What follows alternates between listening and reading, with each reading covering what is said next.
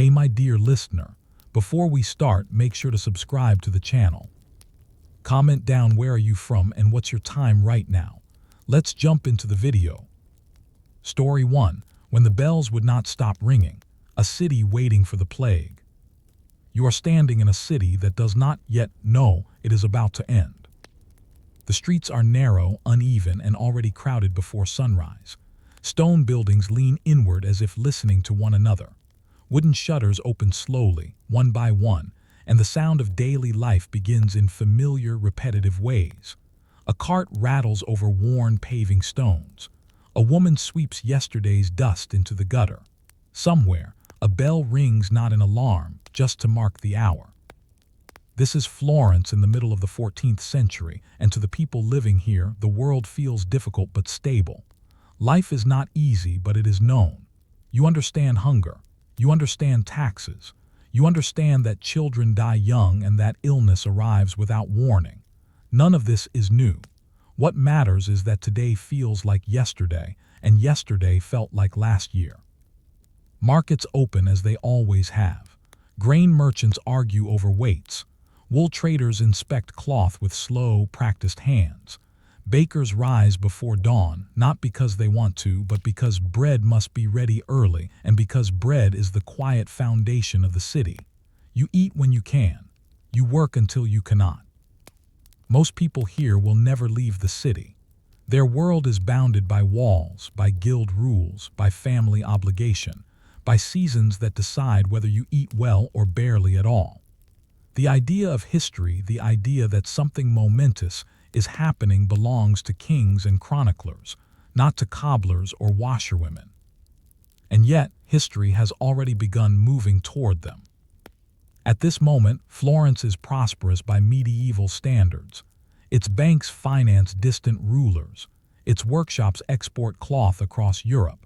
But prosperity does not mean safety. It simply means there is more to lose. Disease is familiar here. Fevers come every summer.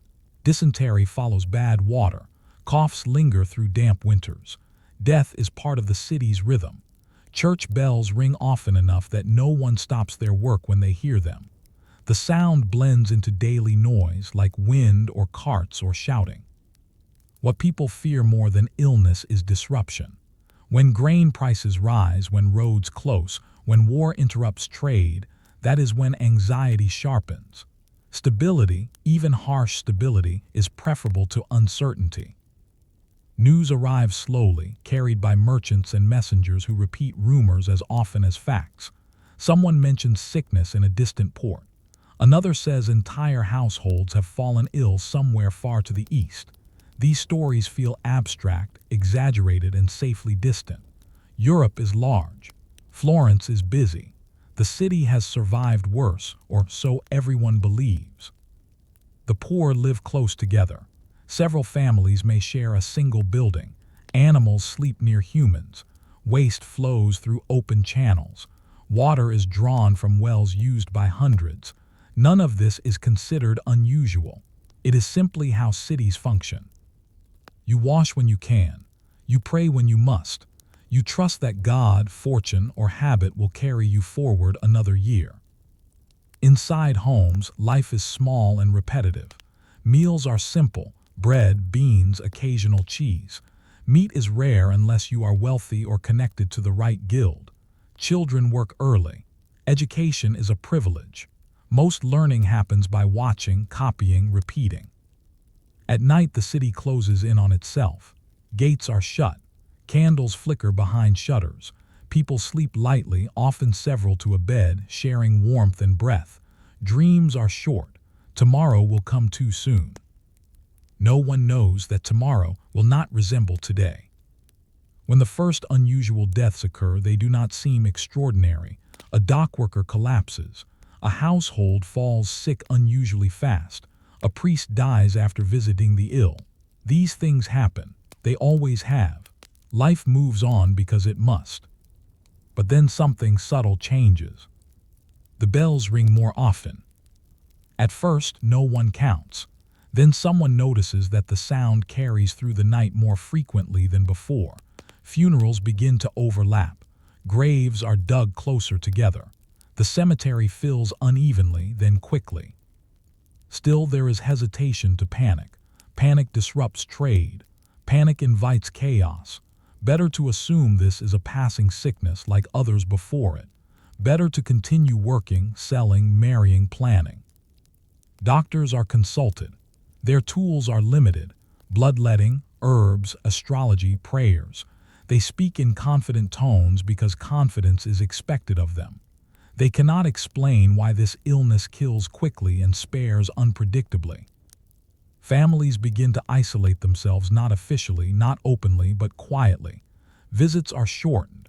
Doors close more firmly. Handshakes linger less. The city does not yet understand contagion, but it understands fear.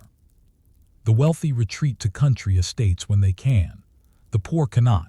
They stay where they are, in rooms that grow hotter and more crowded as summer approaches. Churches remain full. Faith deepens when certainty weakens. People light candles for protection, not knowing that gathering closely only worsens what is coming. There are moments of denial that feel almost peaceful. A wedding proceeds as planned. A contract is signed. A festival is discussed, though postponed just in case. Life insists on continuing. But numbers accumulate quietly. Not official numbers, no one is counting carefully yet, but absences. Familiar faces no longer appear at stalls. A neighbor's window stays shut. A workshop does not open one morning and then never opens again. Those who write begin to notice. One such observer, Giovanni Boccaccio, will later describe the way normal behavior unraveled not all at once, but thread by thread. He will write about abandonment, fear, and the strange ways people tried to protect themselves without understanding the danger. But at this stage, most people are still trying to behave normally. Routine feels like protection. Habit feels like control. The city authorities debate quietly. Closing gates would disrupt commerce. Declaring emergency would imply weakness. There is no clear enemy to fight, no army to repel, no treaty to negotiate. Illness does not respect laws. So Florence waits. The waiting is the most dangerous part. Because while people argue about whether this sickness is truly different, it is already inside homes, already moving invisibly through breath and touch and shared water. By the time certainty arrives, it will be far too late to act. And as the bells continue to ring slowly, steadily, without pause, the city begins to sense that something irreversible has begun, even if it cannot yet name it. The question that hangs in the air is quiet but heavy. When does ordinary danger become something that changes everything? And how would you know before it was too late? At some point, you realize that the bells are no longer marking time. They are not announcing hours or festivals or ordinary funerals. They are ringing because someone has died, and then someone else, and then someone else again. The sound overlaps itself. Before one echo fades, another begins. It becomes a background presence, like wind or rain, except heavier, more deliberate. This is when people begin to change their behavior in ways that feel small at first, almost polite. You stop visiting neighbors unless absolutely necessary. You linger less in the market. You speak to friends from a few steps farther away than before. No one announces these changes. They spread quietly, copied like habits rather than rules. Doctors are suddenly everywhere and nowhere at once. Some refuse to visit the sick, citing danger. Others go anyway, wrapped in confidence and ignorance. They burn incense. They recommend vinegar. They open veins. They consult the stars. None of it works reliably enough to feel like an answer. What frightens you most is not that people are dying. People have always died. What frightens you is the speed. Someone feels unwell in the morning and is gone by nightfall. Swellings appear under the arms and along the neck. Fever arrives violently. Pain overwhelms conversation. Recovery is rare enough to feel suspicious. The illness does not strike evenly. Entire households vanish while others remain untouched. A young, strong laborer collapses while an elderly relative survives. This randomness erodes confidence in every explanation offered. It becomes harder to pretend this is ordinary disease. The name comes later. The understanding comes centuries later. But what you are living through is what history will call the Black Death, a catastrophe so large that it will reshape Europe without asking permission. For now, though, it is simply the sickness. Authorities attempt order, but their tools are blunt. Some streets are quietly avoided, some houses are marked. There is talk of restricting movement, but trade resists restriction. Bakers must bake, wells must be shared, bodies must be moved. Gravediggers are suddenly in demand. At first they work carefully, respectfully, then quickly, then desperately.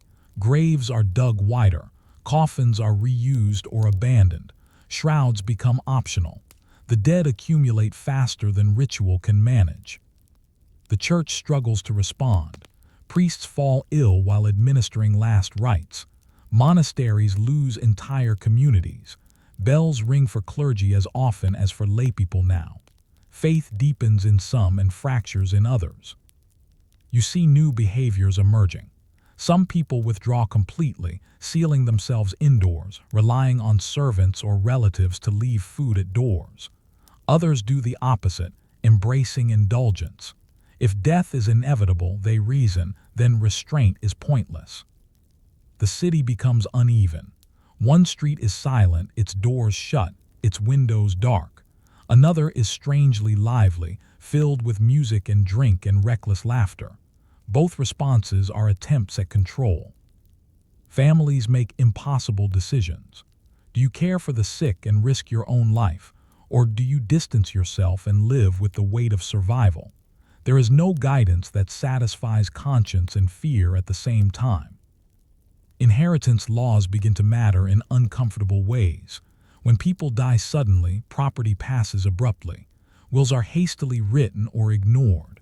Lawsuits stall because judges are ill or dead. Order exists on paper, not in practice. Workshops close. Guilds lose masters.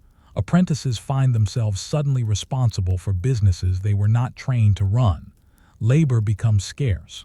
Wages, once fixed and rigid, begin to rise simply because there are fewer hands to do the work. This shift is slow but noticeable. Survivors begin to realize that the world they return to, if they return at all, will not function the same way. Meanwhile, rumors multiply.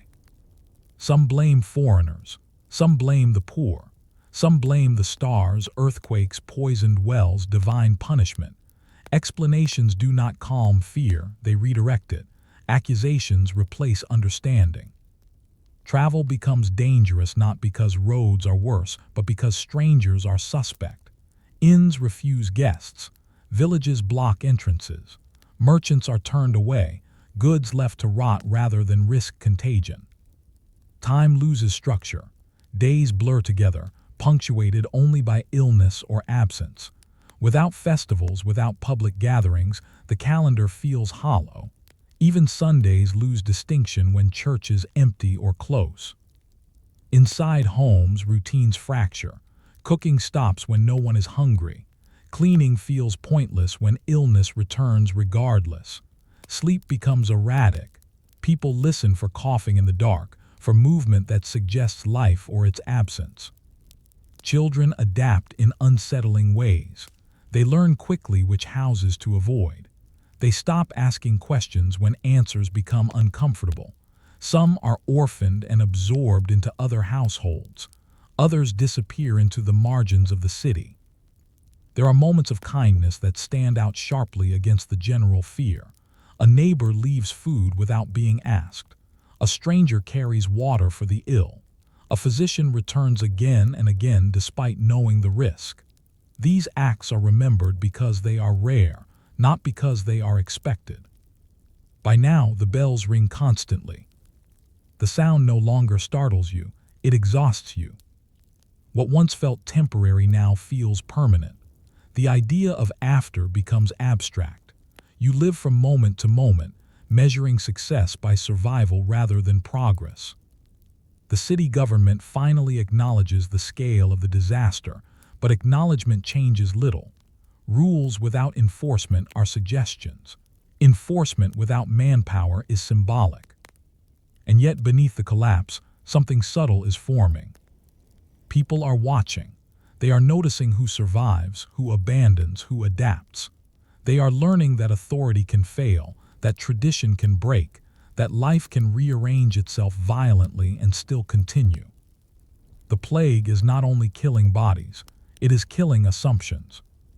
Assumptions about work, about hierarchy, about the permanence of social order, about the idea that tomorrow must resemble yesterday. You do not yet know what will replace what is being lost. You only know that what existed before cannot return unchanged. And as the city thins, as silence replaces noise, as absence becomes the most common experience, one question presses itself forward. If the world you knew is dissolving around you, what parts of it will survive, and what will you be forced to become in order to survive with it? Eventually the bells slow.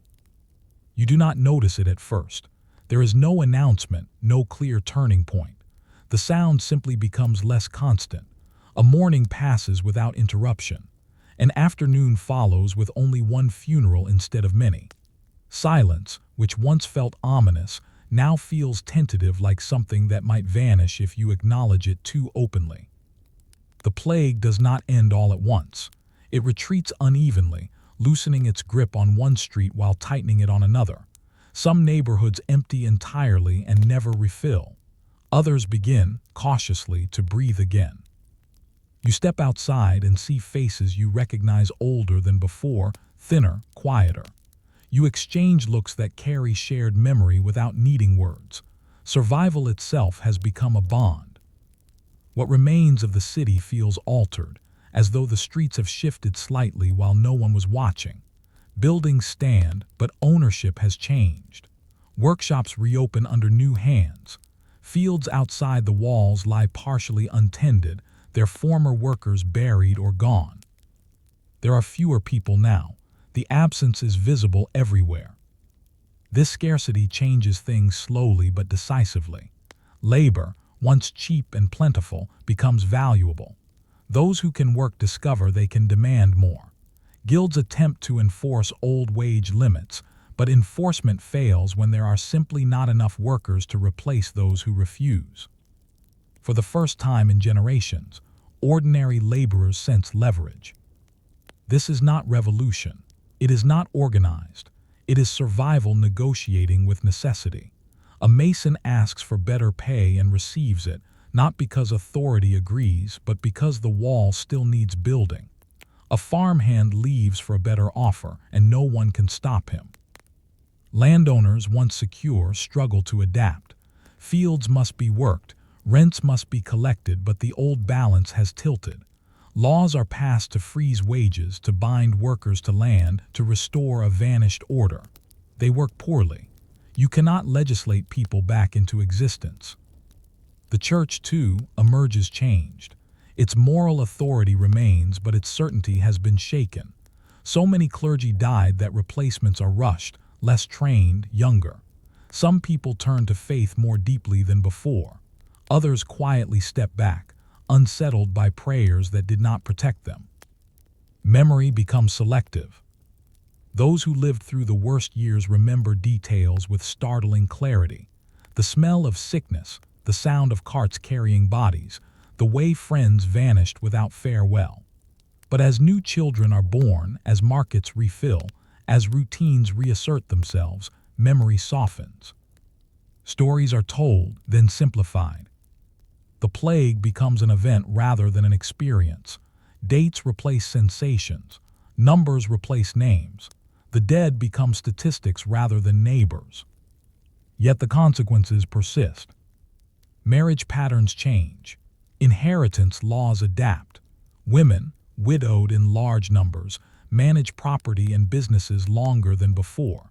Some lose this autonomy later as systems reassert control, but the precedent remains in memory.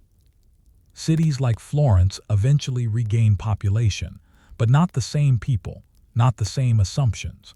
Migration increases. Rural survivors move toward opportunity. Urban centers refill with newcomers who did not witness the worst and therefore do not fear the same way. And beneath it all, something fundamental has shifted. People have learned quietly, painfully, that systems can fail completely. That authority can disappear overnight. That survival may depend less on obedience and more on adaptability. This lesson does not create immediate enlightenment. It does not erase cruelty or inequality, but it changes expectations. When future crises arrive, wars, famines, upheavals, people remember that the world once broke and continued anyway.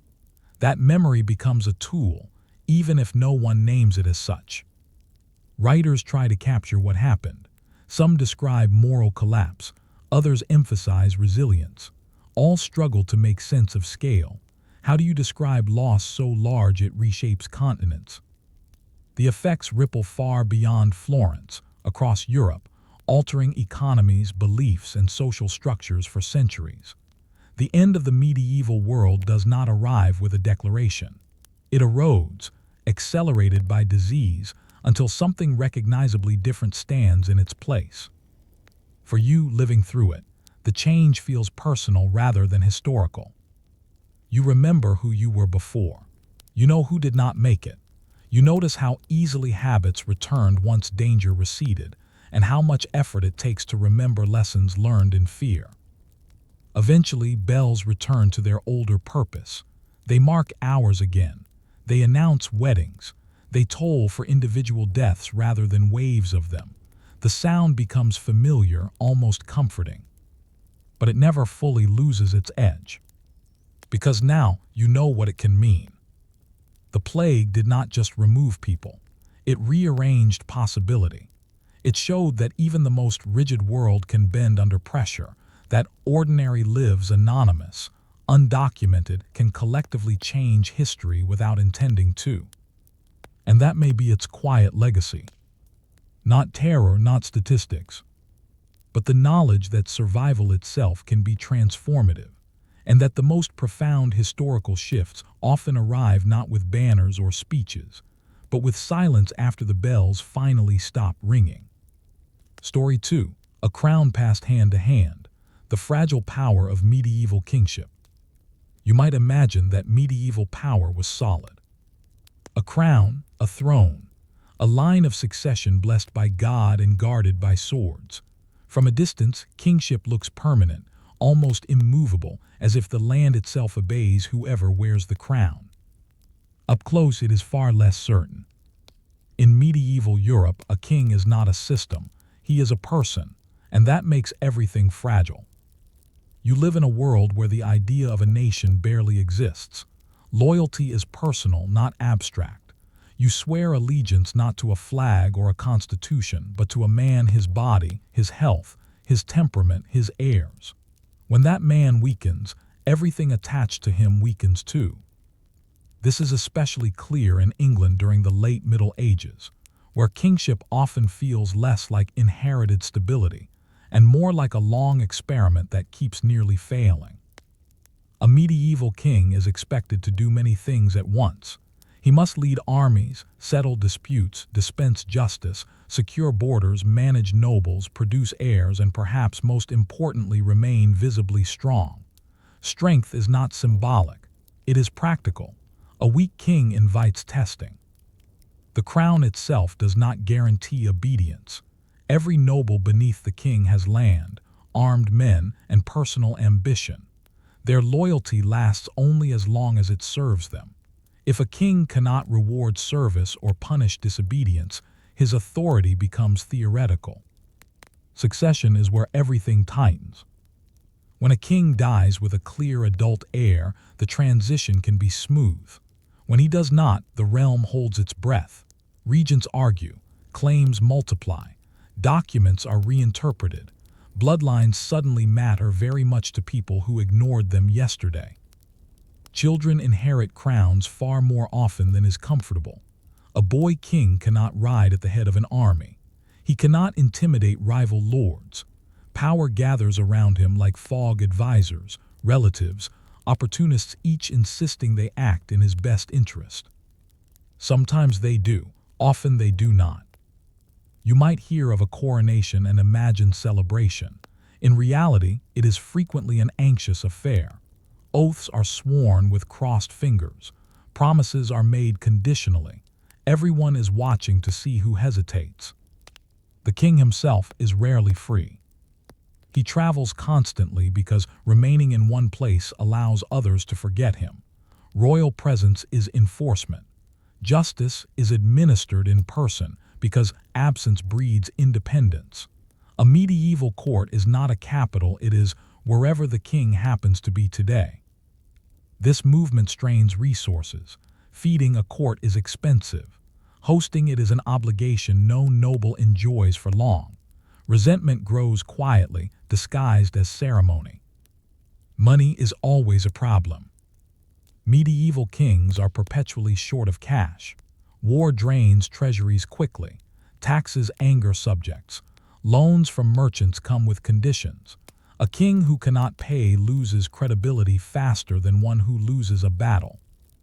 You begin to understand that a crown is less a symbol of power than a weight that must be constantly balanced. The law does not save you. Medieval law is flexible, negotiable, and slow. Enforcement depends on cooperation. If powerful nobles resist, law stalls. If the king pushes too hard, rebellion follows. Every decision risks offense. And then there is the problem of legitimacy. A king is expected to rule by divine approval, but God is frustratingly silent when disputes arise. Victories are interpreted as favor, losses as punishment. Both sides in a conflict claim righteousness with equal confidence. Civil war is never far away. It waits patiently for weakness. You see this clearly during periods when multiple claimants emerge, each supported by different factions. Alliances shift. Oaths are broken. Loyalty becomes transactional. To ordinary people, these struggles feel distant but devastating. When kings fight, armies move. When armies move, crops burn. Taxes rise. Conscription follows. The identity of the king matters less than the consequences of his insecurity. Most subjects do not care who wears the crown as long as order holds. But order depends on perception. A strong king can be cruel and still rule. A weak king can be kind and still fall. Competence matters more than morality, though history often pretends otherwise. Behind every royal decision is fear. Fear of betrayal, fear of irrelevance, fear of being replaced by a cousin with a better claim and more allies. Kings sleep surrounded by guards not because of foreign enemies, but because of family. Brothers are dangerous. Uncles are dangerous. Even sons can become threats once they gather support. The royal household is a political battlefield disguised as family life. And yet, despite all this instability, the institution persists. Not because it is efficient, but because alternatives are worse. Fragmentation invites chaos. Nobles prefer a weak king to no king at all. A crown, however fragile, provides a focal point. So power passes hand to hand. Sometimes through inheritance, sometimes through marriage, sometimes through quiet deposition, sometimes through bloodshed that historians later sanitize with legal language. To you living beneath it all, kingship feels less like destiny and more like weather. You endure it, you adapt, you wait for it to change again. And it always does. As rumors spread of a sick king, a disputed heir, or a restless nobility, the question begins to surface not just among lords, but among everyone who depends on stability for survival. If power rests entirely on one human life, what happens to the world when that life falters? There comes a moment in every unstable reign when people stop asking what the king wants and begin asking who is actually in charge. This moment rarely announces itself. It arrives quietly, through delays, contradictions, and the subtle shift of attention away from the crown and toward the people standing nearest to it. In medieval kingdoms, the greatest danger is not tyranny, it is absence. A king who is present traveling, judging, rewarding, punishing anchors the realm. A king who is distant, ill, indecisive, or silent creates space, and space in politics is never left empty for long. You can see this clearly in the reign of Henry VI of England, though he is far from the only example. His life illustrates what happens when the body that carries the crown cannot carry the burden of rule. Henry becomes king as an infant. The crown rests on a child's head, and from the beginning others must speak for him. Regents govern in his name. Councils issue commands on his authority. The language of kingship remains intact, but the voice behind it is borrowed. At first this seems manageable. Children grow, regents step aside, continuity is preserved. But Henry does not grow into the role expected of him. He is gentle in a world that rewards aggression, pious in a political environment that prizes calculation. He avoids conflict not because he has resolved it, but because he cannot face it. Decisions are postponed, disputes linger, factions harden. This is not moral failure, it is structural vulnerability. Medieval kingship does not tolerate uncertainty. Nobles are not patient administrators. They are competitors, constantly measuring advantage. When leadership weakens, alliances reorganize. You begin to notice that petitions are no longer addressed directly to the king.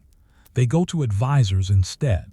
Military decisions are debated in council rather than commanded. Rewards are delayed. Punishments are inconsistent. Each small deviation from direct authority signals opportunity.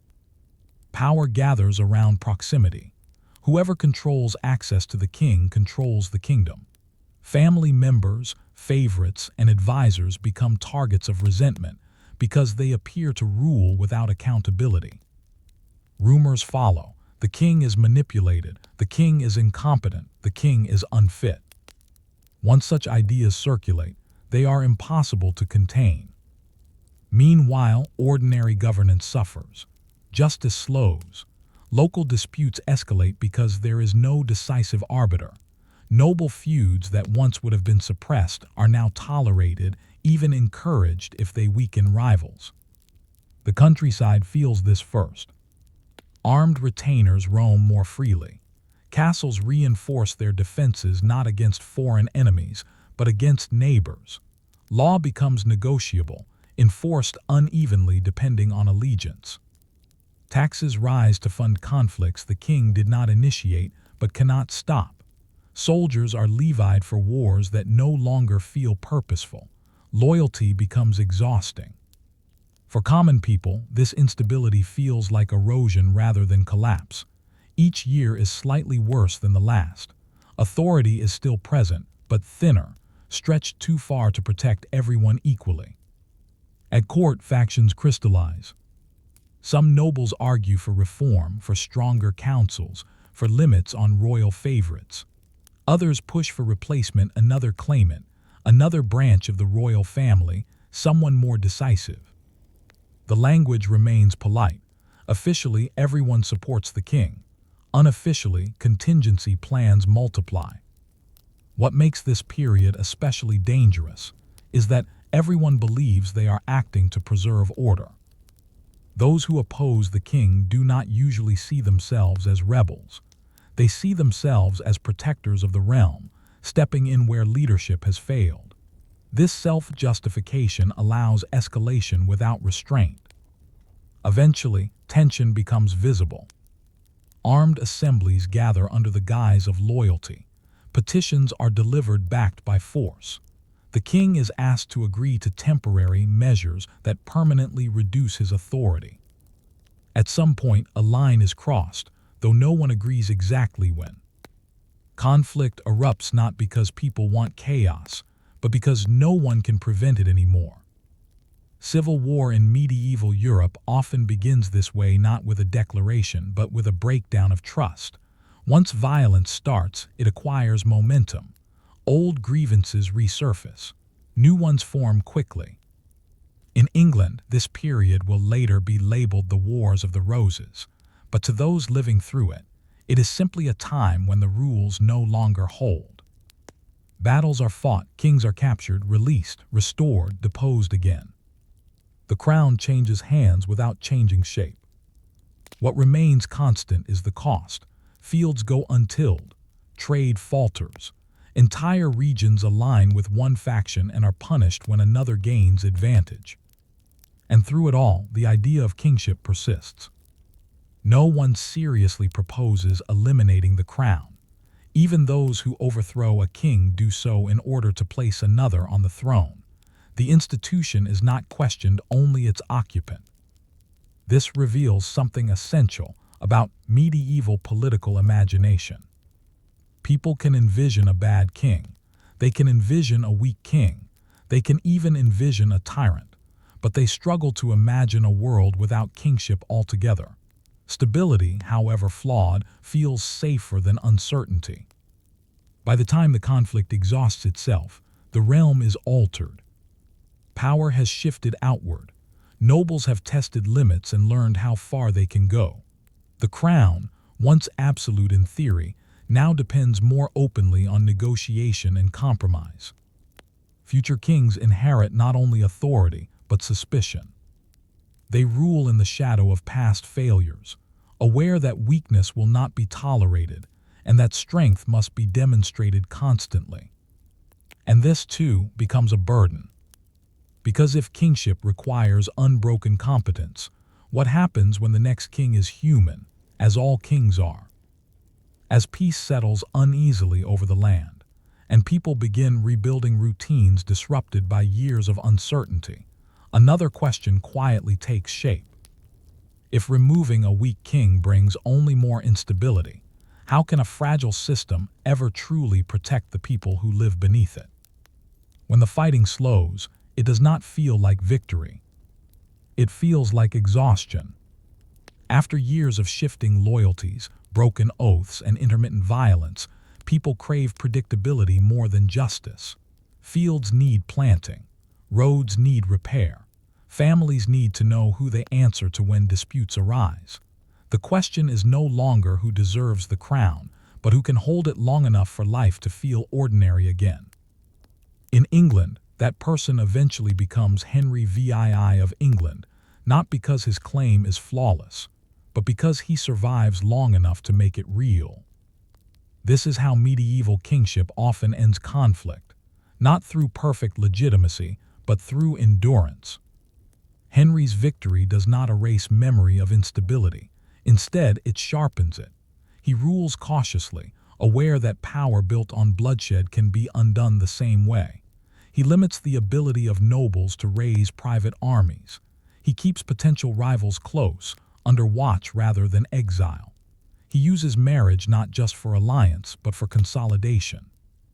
These measures are not idealistic, they are practical. The crown that emerges from civil war is less naive. It understands that authority must be managed, not assumed. Ceremony continues, but beneath it lies calculation shaped by recent failure. For ordinary people, the return of centralized rule brings relief mixed with wariness. Taxes remain heavy. Laws still favor the powerful, but predictability itself becomes a form of mercy. Knowing who governs allows planning, however modest. Over time, memory of the chaos fades. Children grow up without first-hand knowledge of what it means for kingship to fracture. They learn history as narrative rather than experience. Stories of civil war become cautionary tales rather than lived trauma. Yet the system is permanently altered. Kings rule with greater attention to optics. They travel less recklessly. They rely more on bureaucratic structures, clerks, records, councils that can function even when the king cannot. Power becomes slightly less personal, slightly more institutional. This shift is subtle but significant.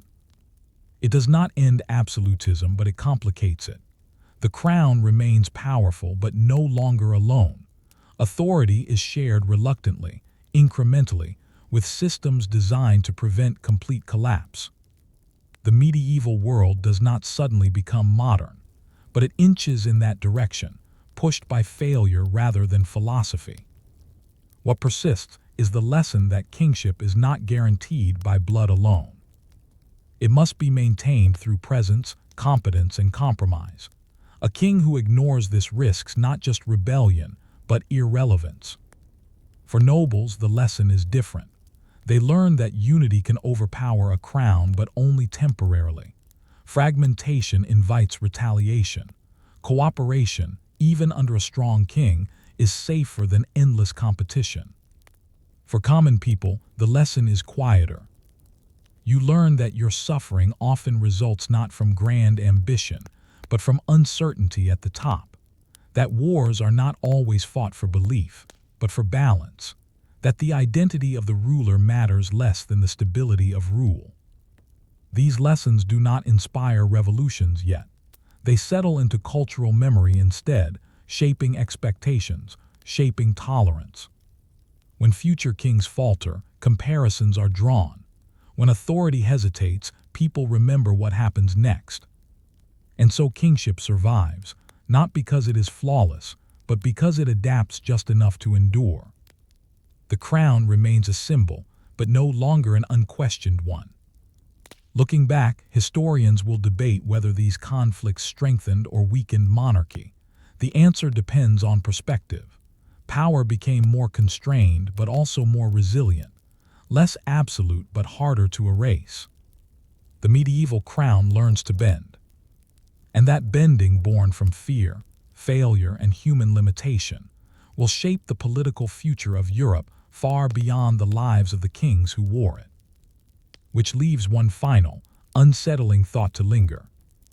If even the most powerful institutions survive only by adapting to their own failures, how fragile are the systems we trust today, and what would it take for us to notice before they begin to crack? Story 3. Bread, Beer, and Bone. How ordinary people survived medieval famine. Hunger does not arrive dramatically. It begins as inconvenience. You notice that bread feels lighter in your hands, that the loaf you buy looks the same but fills you less, that prices have crept upward again, just enough to irritate, not enough to alarm. You adjust without thinking. Smaller portions, more water, fewer extras. This is how famine announces itself in medieval Europe, quietly, politely, as if it might still change its mind. The year is the early 14th century. The fields around you should be predictable by now. Seasons have rhythms. You plant, you wait, you harvest. This cycle is the thin line between life and death, but it is a familiar one. Then the rain does not stop. Weeks pass. The soil turns to mud. Seed rots before it can take hold. Livestock grow thin because pasture never dries. Roads dissolve into impassable trenches. Grain, once stored against uncertainty, spoils in damp barns. You are living through what will later be called the Great Famine of 1315-1317, though no one yet knows it has a name. All you know is that food is becoming a problem everywhere at once. Markets still open, but they feel different. Buyers argue more aggressively. Sellers grow defensive. The poor arrive earlier and leave later, hopping for scraps or reduced prices. The wealthy buy quickly and in bulk, draining supply before others have a chance. Grain merchants are accused of hoarding whether they are guilty or not. Suspicion becomes as common as hunger. When people starve, explanation matters less than blame. Bread is the foundation of your diet. Everything else is optional. When bread fails, everything fails with it. At first, bakers substitute lower quality grain. Then they stretch flour with fillers: peas, beans, bark, whatever can be ground finely enough to resemble sustenance. Loaves grow darker, denser, bitter. Still, you eat them. Beer, safer than water in many places, becomes thinner too. Brewing requires grain, and grain is too valuable to waste. Ale loses its strength, its calories, its comfort. Meat disappears quickly. Animals require feed, and feed is scarce. Slaughter happens early, flooding markets briefly before leaving nothing behind. Salted meat becomes memory rather than reality. You adapt. Meals shrink from 2 to 1, then to something less than a meal: broth, crusts, whatever can be softened with heat. Children receive priority until there is nothing left to prioritize. Hunger sharpens time, days stretch, sleep becomes restless, work becomes harder just as food becomes rarer. You burn energy you cannot replace. In rural areas, the problem is relentless. Peasants owe rent regardless of harvest. Lords demand dues because their own obligations have not vanished. Failure to pay invites punishment, confiscation, or worse. In towns and cities like Paris, food must be imported. When roads fail and rivers flood, supply collapses. Urban hunger is faster, louder, more visible. People gather in crowds. Authorities issue proclamations. None of it produces grain. The church urges patience and prayer. Some monasteries distribute what stores they have, but they are not endless. Monks go hungry alongside laypeople. Charity stretches thin. Crime increases not dramatically at first, but persistently. Theft becomes survival rather than rebellion. Punishments grow harsher in response, as if severity could substitute for abundance. Children suffer disproportionately. Their bodies are smaller, their reserves thinner. Chronic malnutrition leaves marks even on those who survive stunted growth, weakened resistance to disease, shortened lives.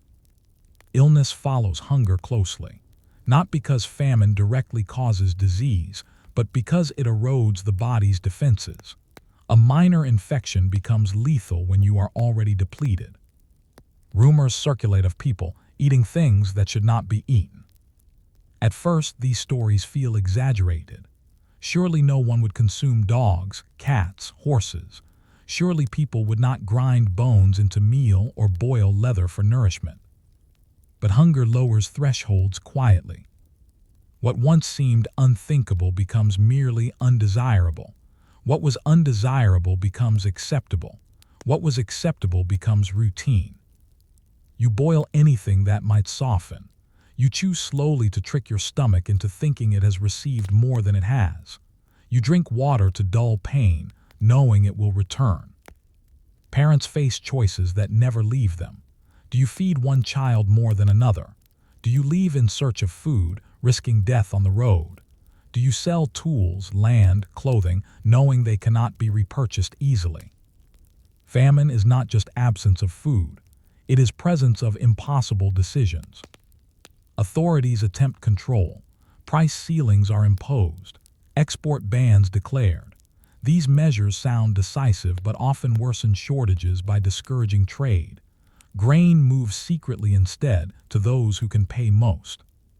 Social bonds strain. Generosity declines not from cruelty but from scarcity. You cannot share what you do not have. And yet moments of cooperation persist. Neighbors pool resources. Villages organize communal meals. Some people survive specifically because they are not alone. The rain continues. Harvest fails again. By the second year, hope becomes dangerous. Expectation hurts more than resignation. You stop imagining improvement and focus on endurance. Bodies thin everywhere. Faces change. Hunger reshapes the population visibly, uniformly. Even the wealthy feel it now, though they feel it last. Death becomes common enough to feel dull. Funerals are simpler. Graves are shallower. Mourning shortens because energy must be conserved. This is not a sudden collapse like plague. It is a grinding pressure that erodes quietly, relentlessly. There is no single moment you can point to and say, "This is when everything broke." Everything simply becomes less. Less food, less strength, less certainty. And as the famine tightens its grip, another question begins to form, not about survival today, but about the future. If hunger can reduce life to nothing but the next meal, what happens to a society when even that becomes uncertain? After the first year, hunger stops feeling temporary. You no longer speak about when things improve. You speak about what can be endured. The language shifts quietly, almost without notice, from expectation to management. This is when famine becomes a system. By now, most households have exhausted their obvious options. Extra grain has been eaten. Animals have been sold or slaughtered. Tools have been pawned. Clothing has been exchanged for food, then exchanged again for less food. Each trade leaves you poorer in ways that will matter later, assuming there is a later. People learn to stretch calories with remarkable ingenuity. Broths become thinner but more frequent. Bones are cracked and boiled repeatedly, not because they contain much nourishment, but because warmth and routine offer comfort. Wild plants' nettles, roots, leaves are gathered carefully, knowledge passed quietly between those who have survived lean years before. This knowledge matters. Those who remember older famines fare slightly better. They know which weeds can be eaten without sickness, which bark can be ground, which seeds can be stored. Famine is not only about scarcity, it is about memory. Communities reorganize themselves around survival. In some villages, communal cooking emerges not from generosity alone, but efficiency. Fuel is scarce. One fire feeds many.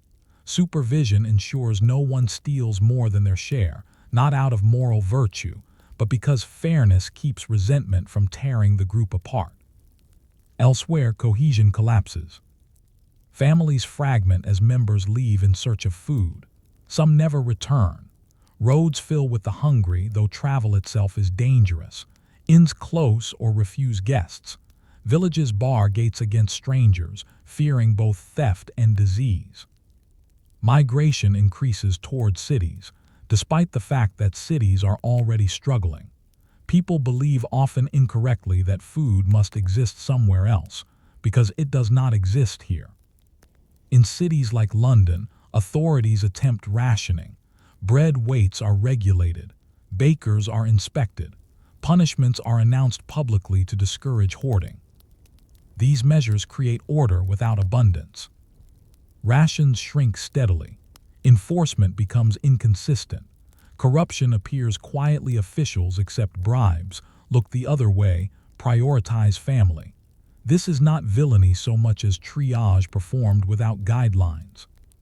Social hierarchy begins to feel less natural. When hunger is universal, distinctions blur. Nobles still eat better but not well.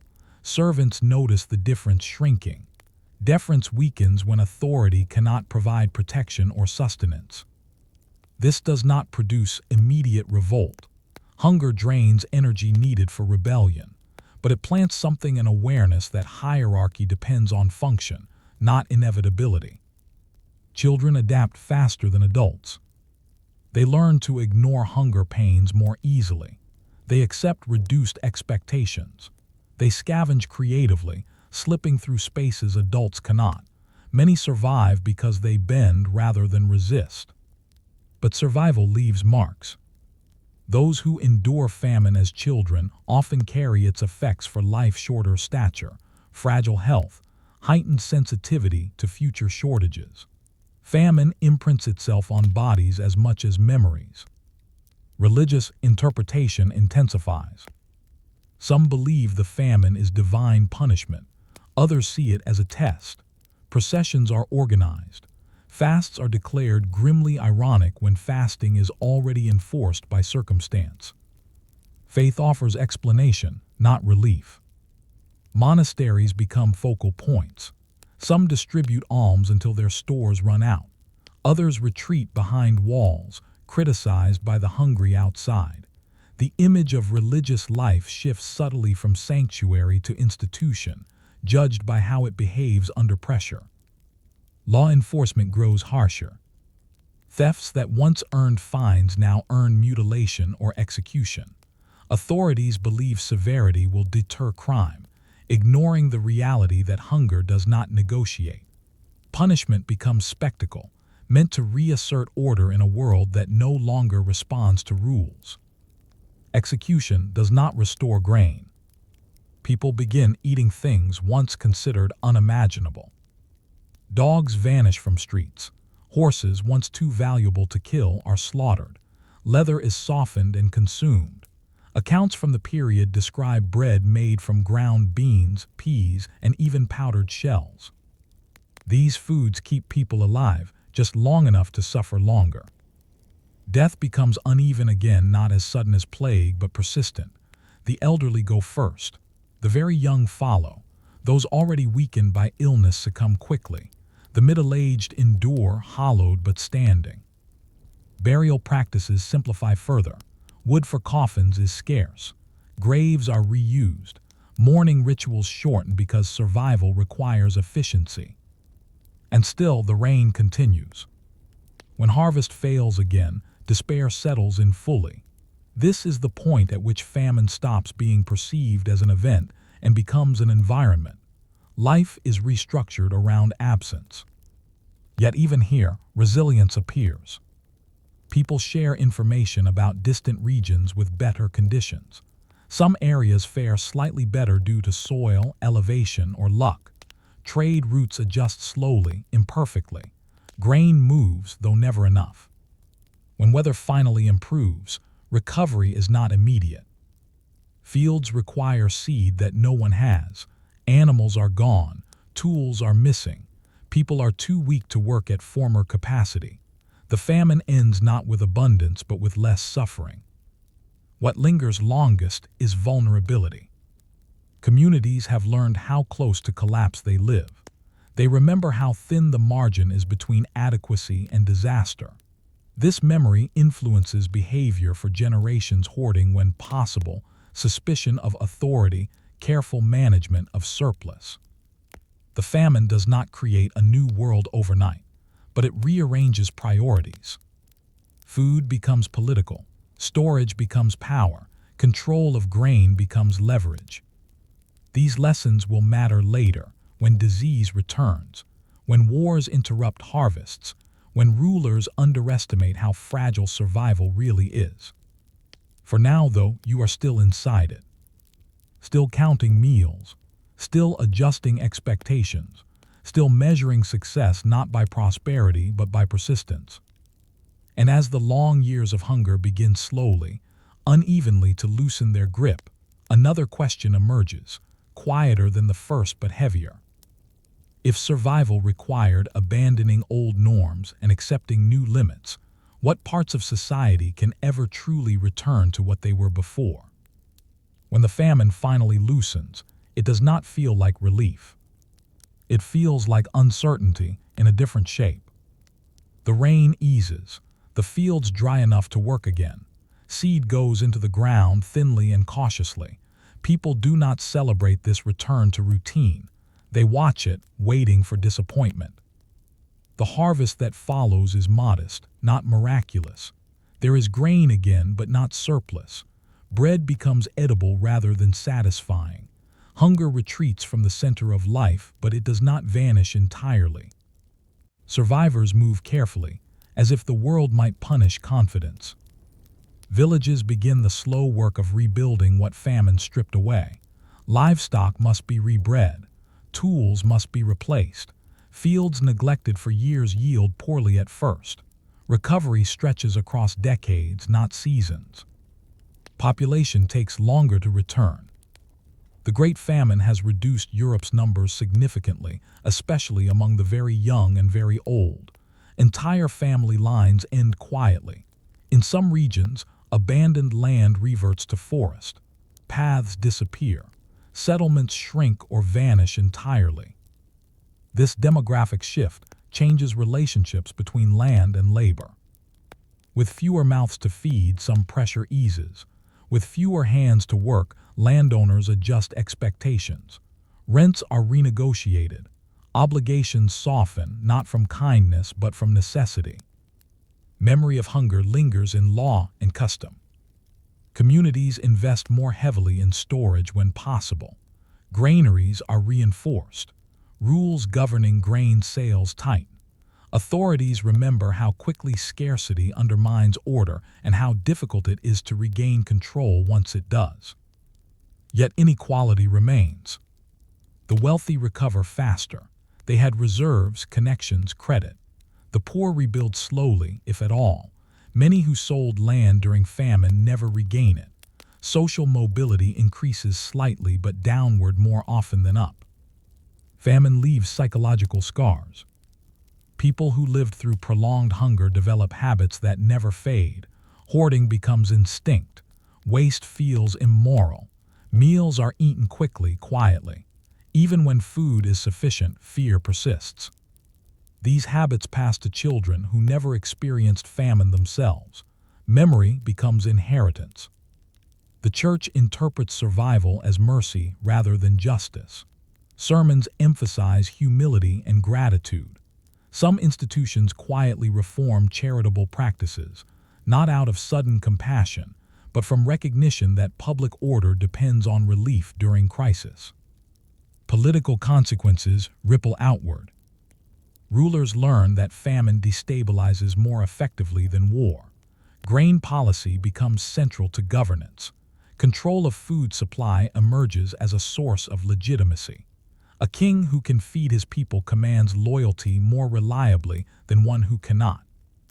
This lesson will be reinforced brutally when plague arrives decades later, striking populations already shaped by hunger and deprivation. The famine does not fade into obscurity. Chroniclers record it not as spectacle but as warning. They note the years of rain, the failure of crops, the strange foods people consumed. Their accounts lack drama, but their persistence gives famine a lasting presence in historical memory. It becomes a reference point, a reminder of how thin survival really is. For ordinary people, the meaning is simpler. You remember what it took to live through it. You remember the compromises, the hunger that never quite leaves your thoughts, the choices you hope never to face again. Life resumes. Children are born, markets stabilize, festivals return, subdued at first, then more confidently. The sound of normalcy creeps back into daily existence. But the past does not disappear.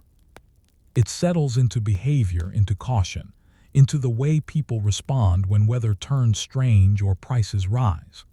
The famine has taught a generation to watch for warning signs and to trust abundance less than they once did. This knowledge does not prevent future disasters, but it shapes response. When later crises strike plague, war, economic collapse, people draw on famine memory, even if unconsciously. They ration sooner. They migrate earlier. They fear scarcity with reason rather than abstraction. In this way, hunger becomes instruction. Not noble, not redemptive, simply informative.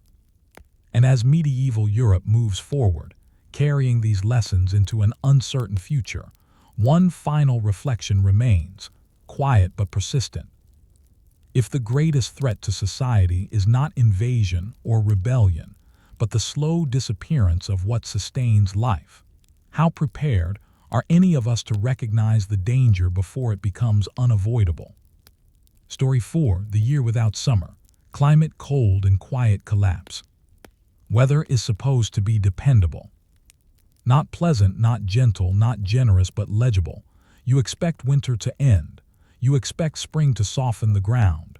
You expect summer to arrive eventually, even if it arrives late or weak. Medieval life depends on these expectations. They are not luxuries, they are instructions. And then one year, the instructions stop making sense. You wake to frost in a month that should be warm. Snow falls when fields should be green. The sun rises, but it feels distant, pale, uninterested. Days pass without real warmth. Crops hesitate. Animals refuse pasture. People wait for a correction that never comes. This is not a famine yet. It is not a plague. It is something quieter and more unsettling. The seasons have slipped. Across Europe, people begin to notice the same strange patterns. Reports travel slowly, but they echo one another. Cold rains, failed blossoms, grain that never ripens. Summer behaves like a prolonged, uncertain spring that never commits. You do not yet know why this is happening. You will not know for generations. But the cause lies far beyond your fields, far beyond your sky on the other side of the world, where Mount Tambora erupted with a force so vast it pushed ash into the upper atmosphere, dimming sunlight across the globe. For now, all you know is that something is wrong. Planting is delayed because the ground remains cold and wet. When seeds finally go in, they rot. When shoots appear, they stall. Livestock weaken because fodder grows poorly. Milk production drops. Wool quality declines. These are small failures at first, annoying, concerning, not catastrophic. But medieval agriculture has little buffer. There are no global supply chains, no emergency reserves, no scientific explanation that reassures you this will pass. You live season to season, and this season is failing in slow motion. Markets react before authorities do. Prices creep upward as supply tightens. Grain merchants hesitate to sell, hoping conditions will improve. Buyers grow anxious.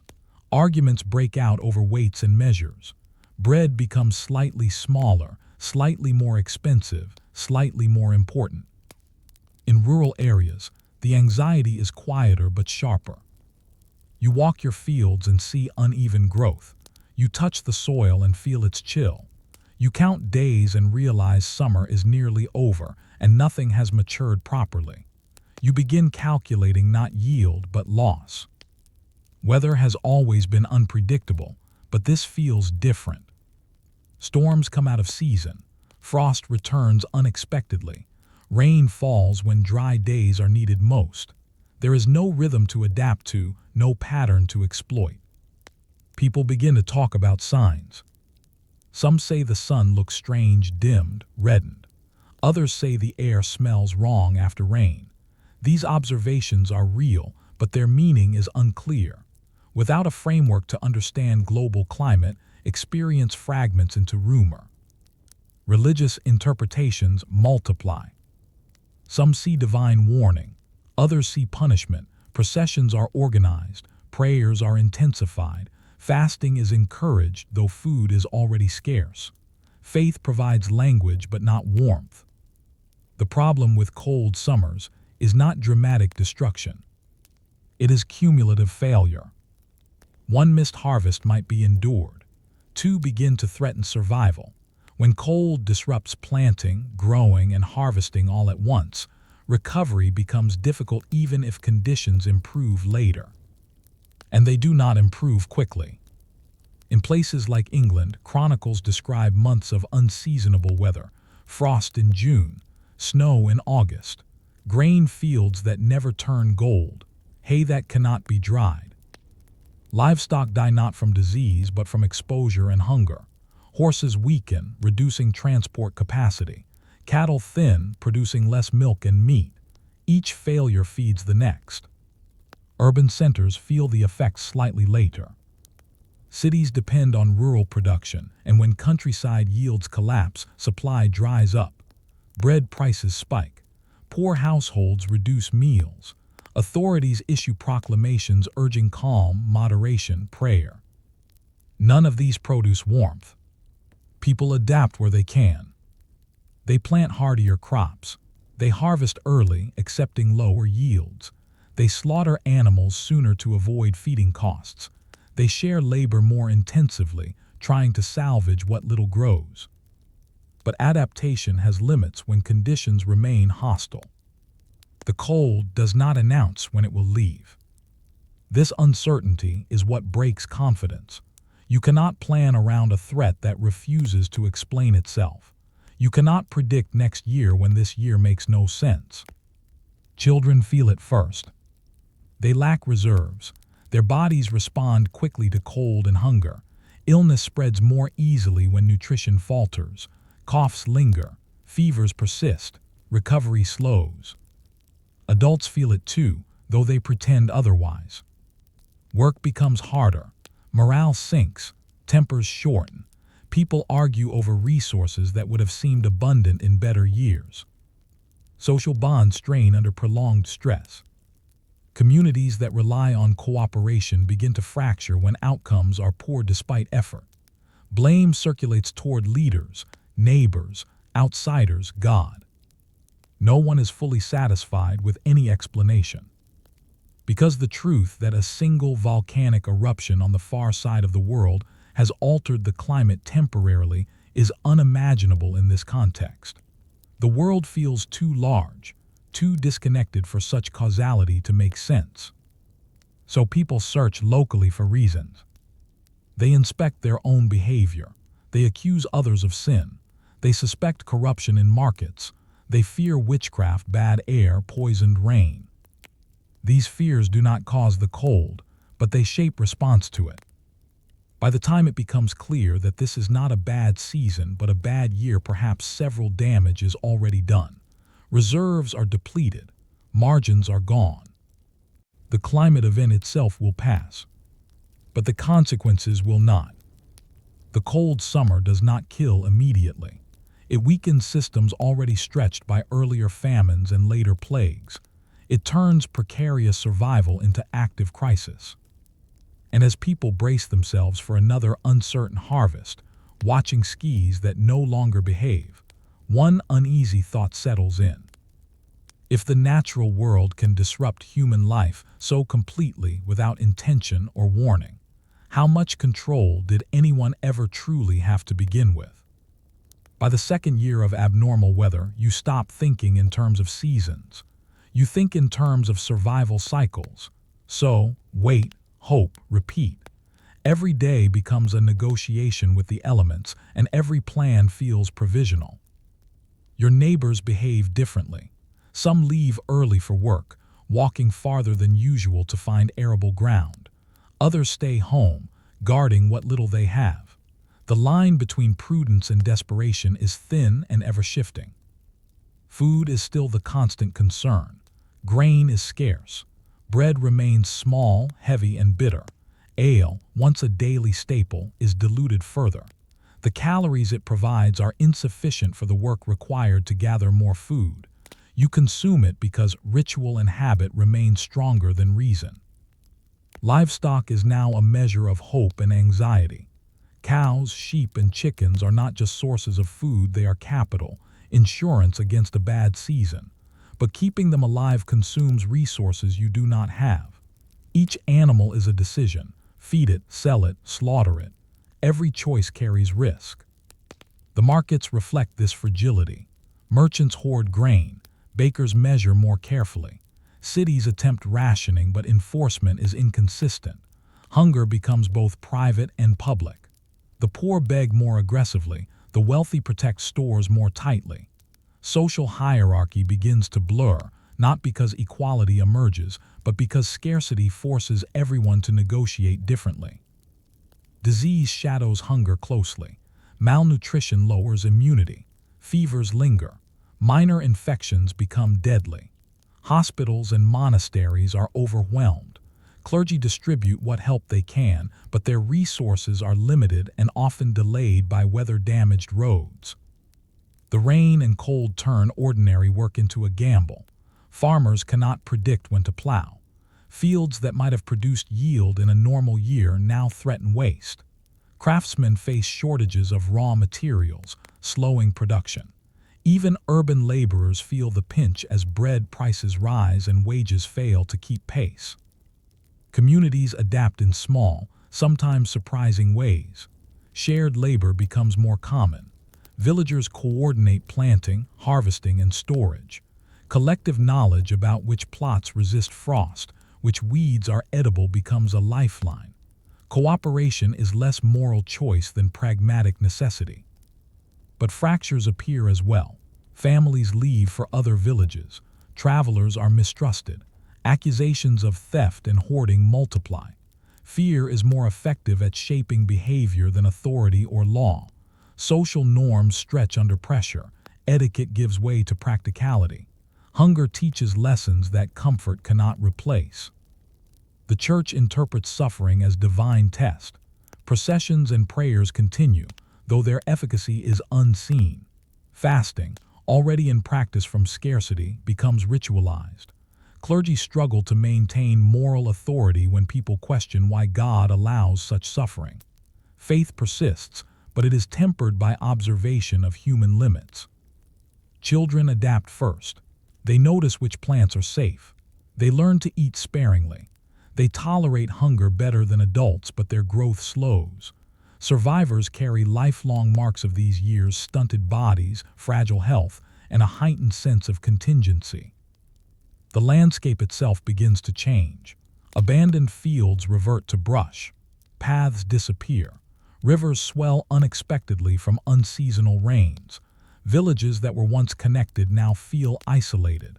Geography, which had seemed permanent, now rearranges daily life subtly but irreversibly.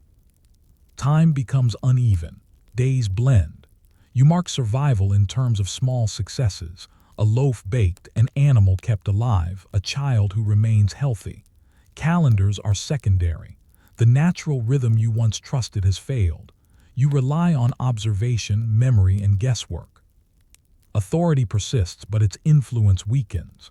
Lords demand tithes, officials issue fines, rulers proclaim decrees, but these measures rely on compliance, which is strained when everyone is focused on immediate survival. Enforcement is patchy, inconsistent, and often ineffective. The climate does not act intentionally, but its effects feel deliberate. Patterns that once guided life, spring planting, summer growth, harvest festivals, are disrupted. You live in a world where timing is uncertain, and the outcomes of labor are unpredictable. And yet human life persists. People continue planting, harvesting, baking, carrying, trading, and praying. Daily routines, once mundane, become exercises in resilience. Adaptation is incremental, improvisational, and relentless. Communities hold together through shared knowledge, mutual dependence, and sheer persistence. By the end of the second year, the effects of the abnormal weather are visible everywhere. Bodies are thinner, crops weaker, livestock fewer, social norms are strained. Cities and villages are quieter, more cautious, more calculated. Survival itself has become a central organizing principle of daily life. And as the long, uncertain season continues, one uneasy question grows in everyone's mind. If the natural world can shift so suddenly and violently, reshaping society and threatening survival without malice or warning, how many of our routines and rules are truly resilient, and how much is fragile habit waiting to break? Eventually, the skies clear. The frost retreats, rivers recede, fields dry. The sun returns, weak but reliable. People step outside and notice something different, a world that survived but is subtly transformed. This is not triumph. Survival has been paid for in ways that numbers cannot fully capture. Families are smaller, their youngest lost to illness or starvation. Villages have shrunk, leaving empty homes, overgrown fields, and quiet streets. Those who survived carry scars on bodies, minds, and social structures.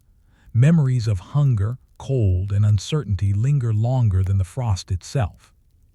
Agriculture resumes, but cautiously. Farmers plant what they know will survive, favoring hardier crops and shorter growing cycles.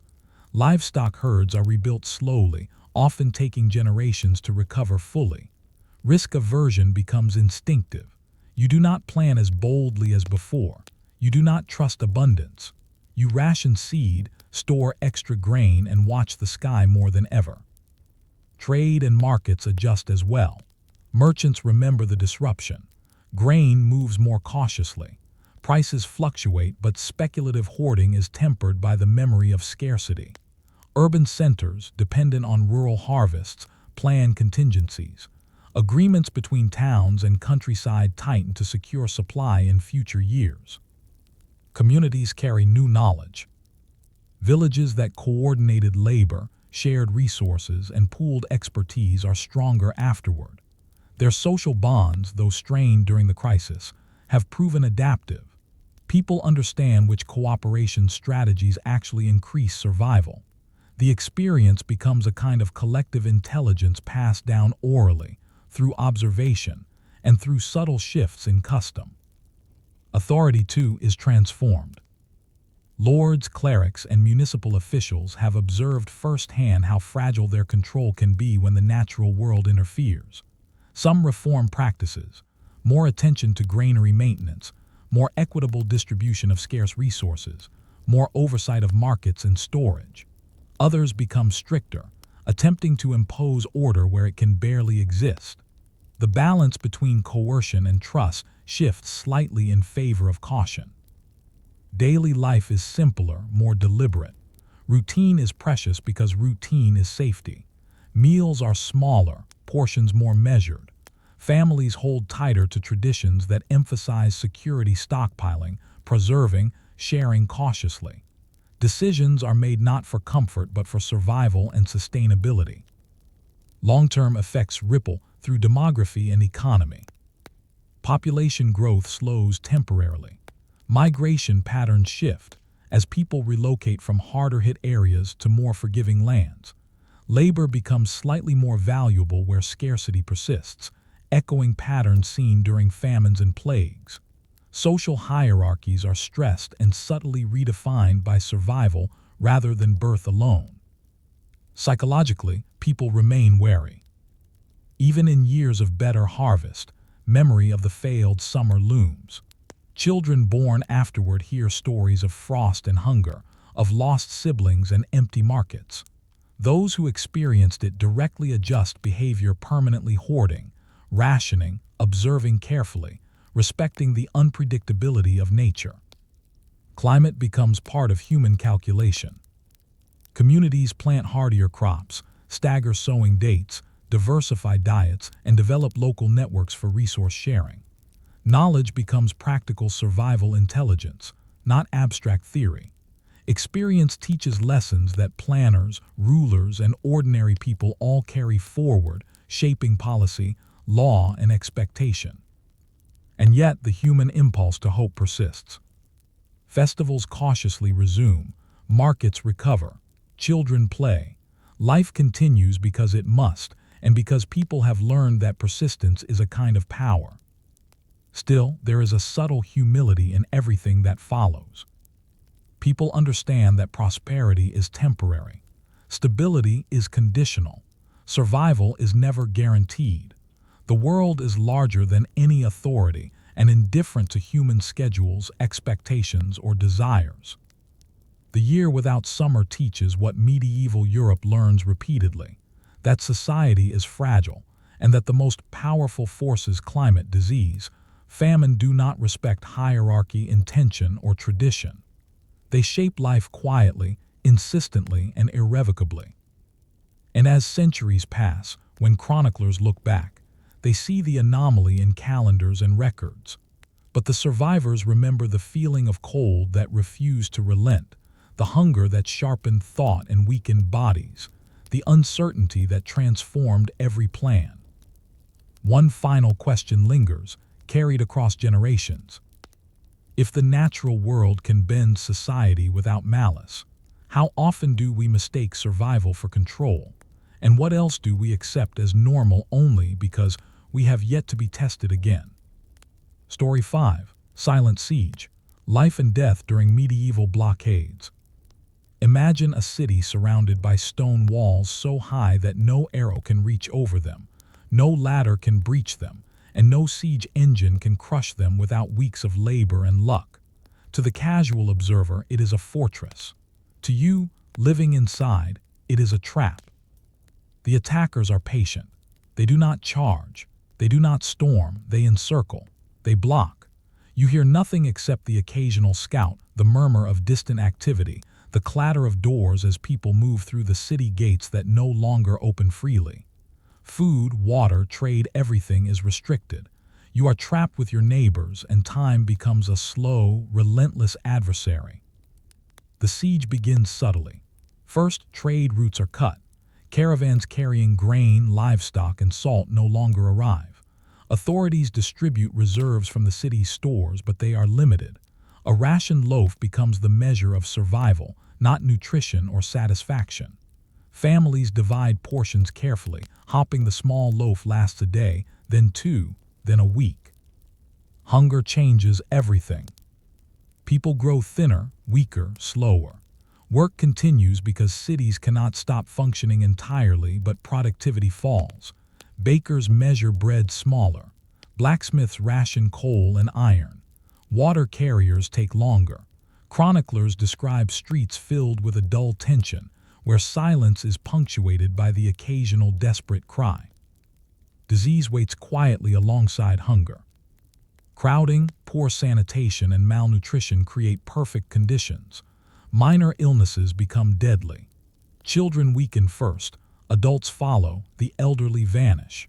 Every cough, every fever, every death reminds you that walls can protect against weapons but not against nature or neglect. Inside the city, social hierarchies strain under pressure. Nobles hoard what they can. Merchants guard hidden stores. Clergy attempt charity, distributing grain and small comforts, but their stores are limited and their efforts cannot satisfy all. Ordinary people negotiate, barter, steal, or beg. Every action is measured against scarcity. The psychology of siege is relentless. Time is slow. Anxiety accumulates. The mind shifts from long-term planning to immediate survival. Days are counted by rationing cycles rather than sunlight. Hope becomes a fragile commodity, as precious as any loaf or jug of water.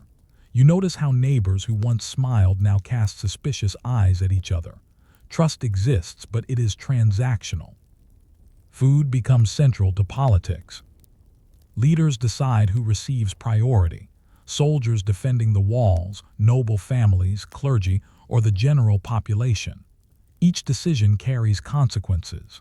Favoritism may maintain morale temporarily, but inequity breeds resentment. The city's social fabric stretches thin, like a rope pulled to its breaking point. Outside the walls, attackers act indirectly. They do not fight directly because the city is strong. Instead, they control access. Rivers are blocked, roads are patrolled, allies threaten caravans. Psychological warfare, rumors of reinforcements failing, betrayal among the city's defenders creates tension without a single arrow fired. You sense that time itself is the weapon. People inside adapt as best they can. They preserve what can be eaten. Roots, dried herbs, even leather softened in broths are consumed. Animals that would otherwise have been spared are killed. Children receive small portions. Adults eat what remains. Hunger reshapes morality subtly but pervasively. Decisions you would never imagine in comfort become acceptable out of necessity. Nighttime becomes its own challenge. Darkness hides the weak, conceals theft, amplifies fear.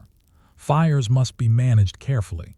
Fuel is scarce. Smoke can give away positions. Sleep is shallow. You wake with hunger pains and the knowledge that the day will bring more rationing, more negotiation, more uncertainty. The siege is measured in weeks and months. Days blend. Records often note the names of those who die, but the numbers conceal suffering that cannot be counted. You notice the empty homes, the quiet corners, the faces hollowed by waiting. The city is alive, but in a different rhythm, slower, more cautious, haunted by absence. Even with strong walls, survival is precarious. The city cannot exist on stone alone. Everything depends on supply lines, human ingenuity, and the fragile endurance of ordinary lives. A breach of faith, a spoiled ration, a delayed caravan can tip the balance from endurance to disaster. And yet people endure. Children play quietly in corners. Artisans continue their work, conserving strength. Families organize, negotiate, and adapt. The siege transforms routine into strategy, making survival itself a daily labor. By the end of the first months, one question begins to haunt every household, every official, every soldier inside the walls. If life can continue behind impregnable walls, yet still be imperiled by scarcity, what is the true measure of security, and how much of it is an illusion? By the second month of the siege, survival ceases to feel temporary. The city has settled into an uneasy rhythm, a slow-motion negotiation between hunger, discipline, and fear. Every day is measured in fractions of rationed bread, jugs of water, and the endurance of both mind and body. Leaders inside the walls now act not as rulers but as managers of scarcity. They calculate carefully who receives what and when. Soldiers guarding the walls might get slightly larger portions because their strength sustains defense. Nobles maintain private stores, though these are often inspected to prevent hoarding. Clergy distribute what remains to the poor, but their generosity is constrained by limited reserves and by the fear of emptying stores too soon. Ordinary people adapt subtly and sometimes ingeniously. Roots dug from city gardens are cleaned and boiled. Leather from worn boots is softened in broth. Leaves, weeds, and bark are ground into thin pastes to extend meals. Small sacrifices, smaller portions. Skipped meals are accepted because the alternative is visible and frightening. Children are fed first, but even this is imperfect. Survival becomes a strategic game, learned one small, painful choice at a time. The city's economy slows but does not halt. Artisans conserve fuel and material. Blacksmiths ration coal and iron, producing tools and weapons in smaller quantities. Bakers measure dough more carefully. Markets continue to function, but every transaction is shadowed by anxiety. Prices fluctuate based on rumor rather than supply, as hoarding and fear distort the system. Trust becomes as scarce as grain itself. Hygiene declines inevitably. Water must be carried from wells under threat of interception or contamination. Waste management becomes inconsistent. Close quarters and weakened bodies create a fertile environment for disease. Minor illnesses spread quickly. Fevers linger. Children, the elderly, and the malnourished are particularly vulnerable. Mortality rises quietly, incrementally, unnoticed at first, yet impossible to ignore as weeks pass. The psychological toll is profound. Silence is heavy. Laughter fades. Even conversation centers around scarcity, rationing, or hope for relief. Suspicion grows between neighbors. Theft, previously rare or punishable lightly, becomes more frequent and sometimes tolerated, because punishing it reduces scarce manpower and breeds resentment. Morality adjusts to necessity. Survival justifies acts once unthinkable. Those inside the walls also face the subtle erosion of routine. Ceremonies, festivals, and even religious observances are scaled back. Clergy adjust services, shortening prayers, focusing on deliverance from hunger. People adapt their rhythms. Sleep becomes light.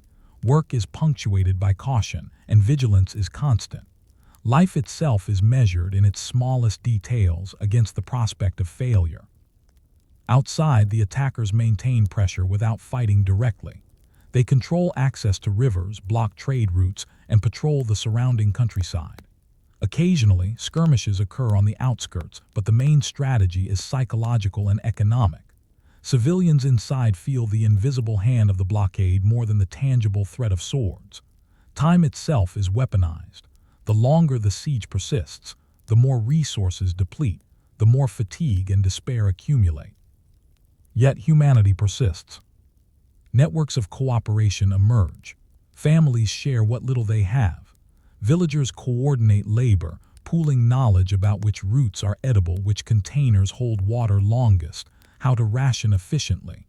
Strategies are improvised, experimental, and passed on through observation. These adaptations, while subtle, make the difference between life and death. Children display unexpected resilience. They learn quickly to accept smaller portions, scavenge for what adults overlook, and adapt to unpredictable schedules. Yet their bodies bear the strain more visibly. Stunted growth, pale faces, and chronic weakness mark a generation shaped by scarcity. Adults carry both physical fatigue and the weight of responsibility for preserving the young. The siege is relentless but also instructive. It teaches the city's population lessons about resource management, trust, and endurance. Communities discover the limits of social cohesion and human patience. Leaders recognize the importance of maintaining morale, distributing supplies fairly, and balancing authority with transparency. Ordinary citizens learn how to prioritize survival over pride, cooperation over conflict. Despite suffering, the human spirit adapts in quiet ways. Artisans continue to produce what they can, children play in hidden courtyards, and families create small rituals to mark time, ways to preserve normalcy amid chaos. These subtle acts are not heroic in the dramatic sense. They are survival mechanisms, reinforcing endurance through structure and habit. By the end of the second month, it is clear that victory or defeat is not determined by swords, but by stamina. The walls protect against attack, but not against exhaustion, disease, or hunger. The city's fate rests on the collective ability of its inhabitants to endure every decision a careful calculation, every small action a piece in a fragile strategy of survival. And as the weeks stretch into months, a persistent thought settles in every mind behind the walls. If life can persist behind walls that no enemy can breach, yet still be threatened by scarcity, how much of security is real, and how much is an illusion we tell ourselves until it is tested? Eventually, a change comes, though it is neither sudden nor dramatic. Perhaps the attackers depart, called away by politics, disease, or necessity. Perhaps relief arrives, a caravan of grain, a convoy of supplies, a messenger bearing the news of peace. Whatever the cause, the siege ends. The walls remain intact, the city still stands, but life has been transformed in ways no architect or commander could have foreseen. Relief is bittersweet. Those who survived are thinner, weaker, and more cautious. Families have lost members, and children born during the siege may have been stunted by malnutrition. Chroniclers note empty homes, quiet streets, and abandoned gardens. Life continues, but the rhythm is altered. The city feels smaller, quieter, more deliberate. Every action, even seemingly mundane, is shadowed by memory of scarcity. The social hierarchy inside the city has shifted subtly. Nobles and officials who managed resources efficiently retain authority. Those who hoarded selfishly or failed in judgment lose influence, even if they retain titles. Clergy are judged not by piety alone, but by how effectively they distributed aid.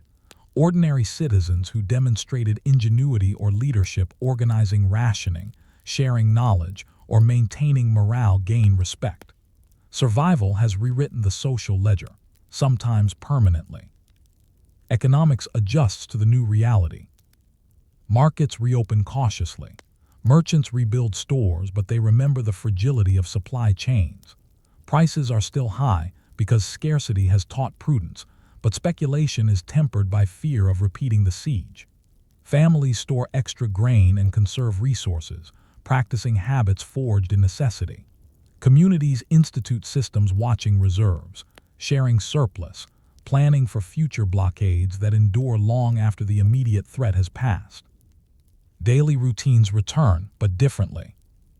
Meals are still measured, work is paced with care, and sleep is approached warily. Rituals and festivals resume, but with awareness of fragility. Children play and learn, but adults guide them with subtle lessons.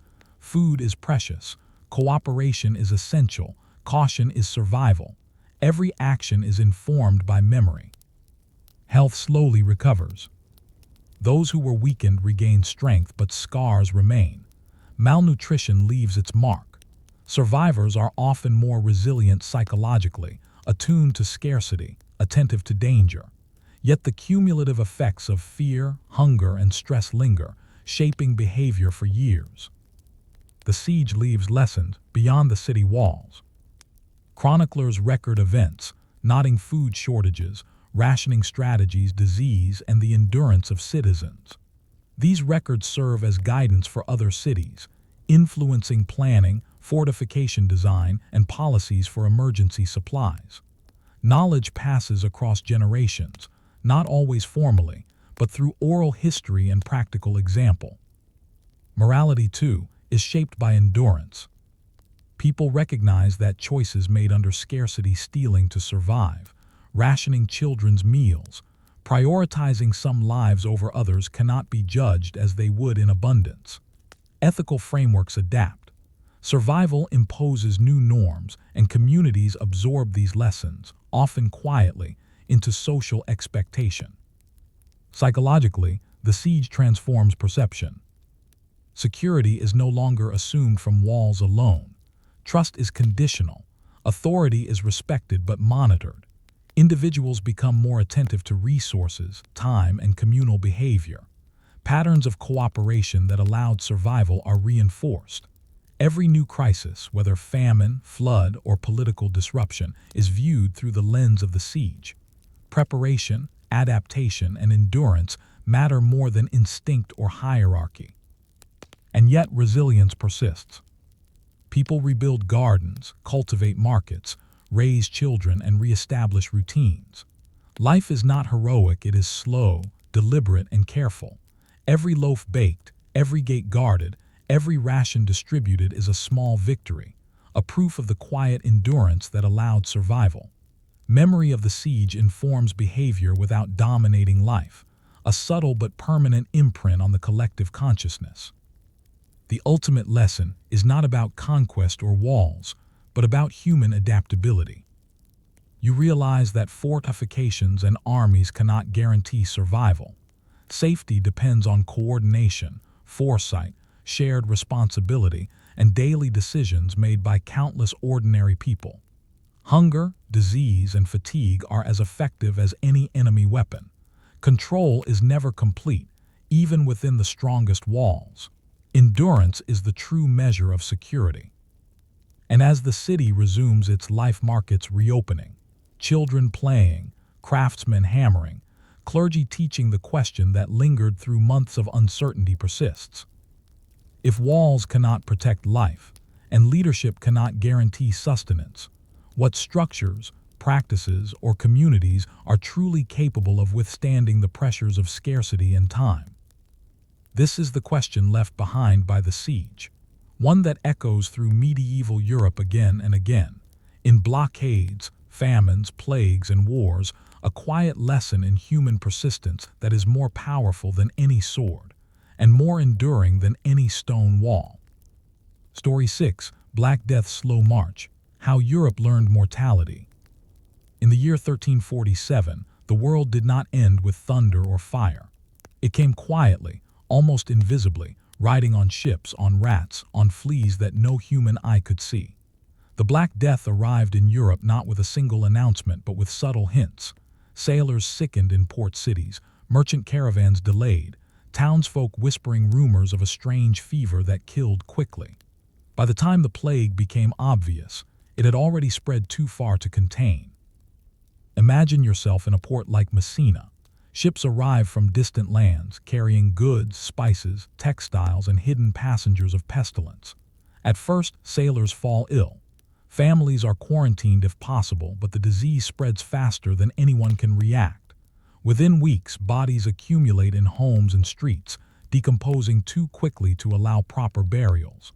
Fear begins to suffuse every interaction, every marketplace, every conversation. The plague is not instantaneous. It creeps. Initial symptoms are subtle: swelling of lymph nodes, fever, chills, weakness. People continue with their routines, unaware that each touch, each handshake, each shared cup could carry death.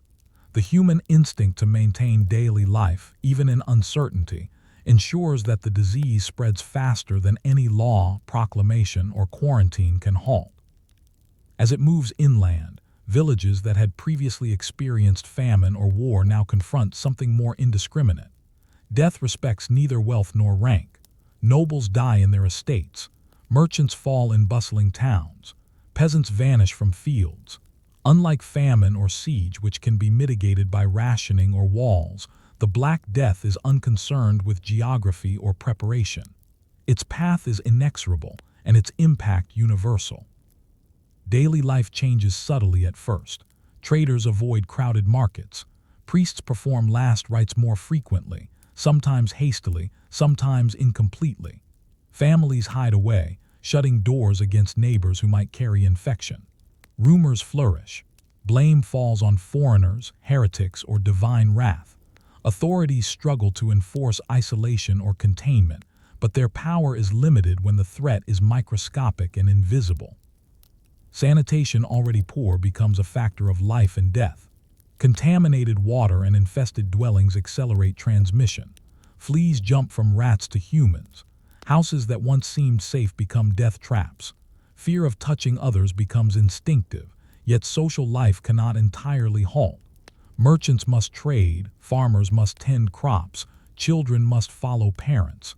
Every interaction carries potential contagion. Even in wealthier cities like Florence, the impact is immediate. Streets empty. Guilds struggle to maintain operations. Banks falter as clients disappear or die suddenly. Food prices fluctuate unpredictably, partly from disrupted trade and partly from fear. Nobles commission private doctors, herbal remedies, prayers, or charms, but none of these halt the spread. The plague operates outside human understanding. Mortality is staggering. Contemporary accounts record that up to a third of Europe's population dies in a few short years. Families vanish. Entire neighborhoods are abandoned. Labor becomes scarce. Wages fluctuate and social systems strain under the weight of absence. The dead outnumber the living in certain towns. Graves are dug hastily. Mass burials become common. Fear mingles with grief, creating an atmosphere that is oppressive yet strangely normalized. Religious and philosophical interpretations multiply. Some see the plague as divine punishment, a reckoning for sins. Others interpret it as a natural consequence of human overcrowding and urban mismanagement, though such explanations are less widespread. Processions, prayers, and offerings increase, though they offer little real protection. The collective anxiety manifests in rituals, superstition, and sometimes violence against scapegoated groups. The Black Death reshapes human priorities immediately. People focus on survival. Securing food, water, and shelter becomes paramount. Work is performed for necessity rather than ambition. Family bonds tighten or break under stress. Communities adapt, some reinforcing mutual aid, others fracturing under strain. Trust and cooperation are tested daily, revealing who is resilient and who is vulnerable. Medical knowledge is rudimentary. Physicians attempt bloodletting, herbal remedies, or prayer, but the disease spreads faster than their interventions. Observations accumulate slowly. Those exposed to the sick often succumb quickly. Some survive without apparent explanation. Patterns emerge, but understanding remains partial, speculative, and inconsistent. Fear fills gaps in knowledge. In this environment, every human decision is weighted with risk. A journey to a market, a handshake with a neighbor, a visit to a sick relative all carry mortality as an immediate possibility. Life becomes compressed into small spheres of action, choices measured in hours and days rather than years. Survival is both mundane and heroic, invisible in its quiet persistence. And yet the plague does not annihilate Europe. Communities endure, even if diminished. Survivors learn to navigate a world where death can appear anywhere, unpredictably. Life continues despite constant proximity to mortality. Systems adapt subtly. Labor scarcity elevates the value of workers, trade eventually resumes, and social hierarchies adjust. Institutions that survive incorporate lessons from the crisis, both consciously and unconsciously. By the time the Black Death has run its course, the human landscape is altered not just in population numbers, but in psychology, economy, and social expectation. Survivors carry memory of fragility, of the precariousness of routine, and of the limits of control. Cities, towns, and rural communities recalibrate, knowing that life is contingent and security often illusory. And as the shadow retreats, one lingering, unsettling question remains. If mortality can reach so swiftly, invisibly, and without discrimination, what assumptions about safety, society, and the meaning of daily life are truly reliable? By the second year of the Black Death, life has shifted in ways both subtle and profound. The plague does not announce itself with fanfare. It moves silently, invisibly, and every action becomes a test of endurance. Streets are emptier, markets quieter, and families smaller. The rhythm of daily life, once predictable, now pulses to the pace of fear and uncertainty. In towns like Avignon, where the papacy resides, corridors of power are half empty. Clerics and officials fall sick or die, leaving gaps in administration. Orders go unfulfilled, bureaucracy slow. Yet society must function, markets still operate. Food must reach kitchens and bakeries despite reduced staff. Merchants adapt, rationing goods, negotiating cautiously, and avoiding contact where possible. Trade is no longer a luxury, it is survival. Every human interaction carries risk. A handshake may transmit death. Visiting a neighbor, delivering supplies, or tending to a sick relative could be fatal. Fear reshapes behavior. Families withdraw into themselves, avoiding gatherings. Public spaces are deserted. Community rituals, festivals, marriages, religious processions shrink or vanish. Time itself feels fragmented. Each day is measured by survival, not by calendar or social expectation. Malnutrition, a holdover from previous famines, compounds vulnerability. Those weakened by scarcity succumb faster. Children, elderly, and the already ill become immediate targets for mortality. Chroniclers describe streets where bodies lie in homes or courtyards for days before disposal is possible. Mass graves are dug, sometimes hastily, sometimes barely sufficient. The scale of death creates a persistent, tangible anxiety. Even in the wealthy households where food and shelter are more secure, fear permeates life. Nobles and merchants hire guards and private physicians. Charms, herbs, and prayers are employed in hope more than expectation. Isolation becomes routine. Windows closed, gates guarded, servants minimized. Comfort and security remain relative. Survival dominates all other priorities. Communities develop coping strategies, some practical, some ritualistic. Families stockpile food, bury valuables for emergencies, and limit contact with outsiders. Neighbors share knowledge about safe practices, herbs, and food preparation. Clergy organize distribution of grain or funds, though the scale is often inadequate. Collective wisdom evolves, shaped by necessity and reinforced by observation of what prolongs life. Work continues, though more cautiously. Artisans, farmers, and laborers adapt to absentee colleagues and fewer resources. Guilds enforce regulations to maintain quality despite scarcity. Fields are cultivated with fewer hands, roads repaired with minimal manpower. Survival becomes a matter of efficiency and careful timing rather than ambition or profit. The psychological impact is profound. Mortality is everywhere yet unpredictable. People vacillate between hope and despair. Superstition flourishes. Some blame divine wrath, others foreigners or marginalized groups. Fear manifests in violence, avoidance, or obsessive rituals. Human behavior becomes reactive, guided by what keeps one alive in the short term rather than long-term planning. Yet even in despair, resilience persists. Communities reorganize, strategies for rationing and hygiene emerge, and knowledge about the disease spreads, even if incomplete. Observing patterns who survives, which areas remain safer, which behaviors seem protective becomes critical. This collective learning, imperfect as it is, lays the foundation for social and economic adaptation in the aftermath. Labor scarcity reshapes economies. Wages rise for those who survive. Peasants and craftsmen gain bargaining power. Landowners confront a reduced workforce, forcing concessions that would have been unimaginable before the plague. Social hierarchies shift subtly, though unevenly. Survival empowers some, humbles others, and leaves many perpetually vulnerable. Religious life adapts as well. Monasteries and churches operate with fewer clergy, reorganizing rituals to accommodate absence. Prayers focus on protection and recovery rather than celebration. Pilgrimages decline. Devotional practices move to private spaces. Faith provides comfort but also instruction. The world is fragile, life unpredictable, and human control limited. The plague teaches an inescapable lesson. Life is contingent, and human effort is only partially protective. No walls, wealth, or strategy can guarantee survival.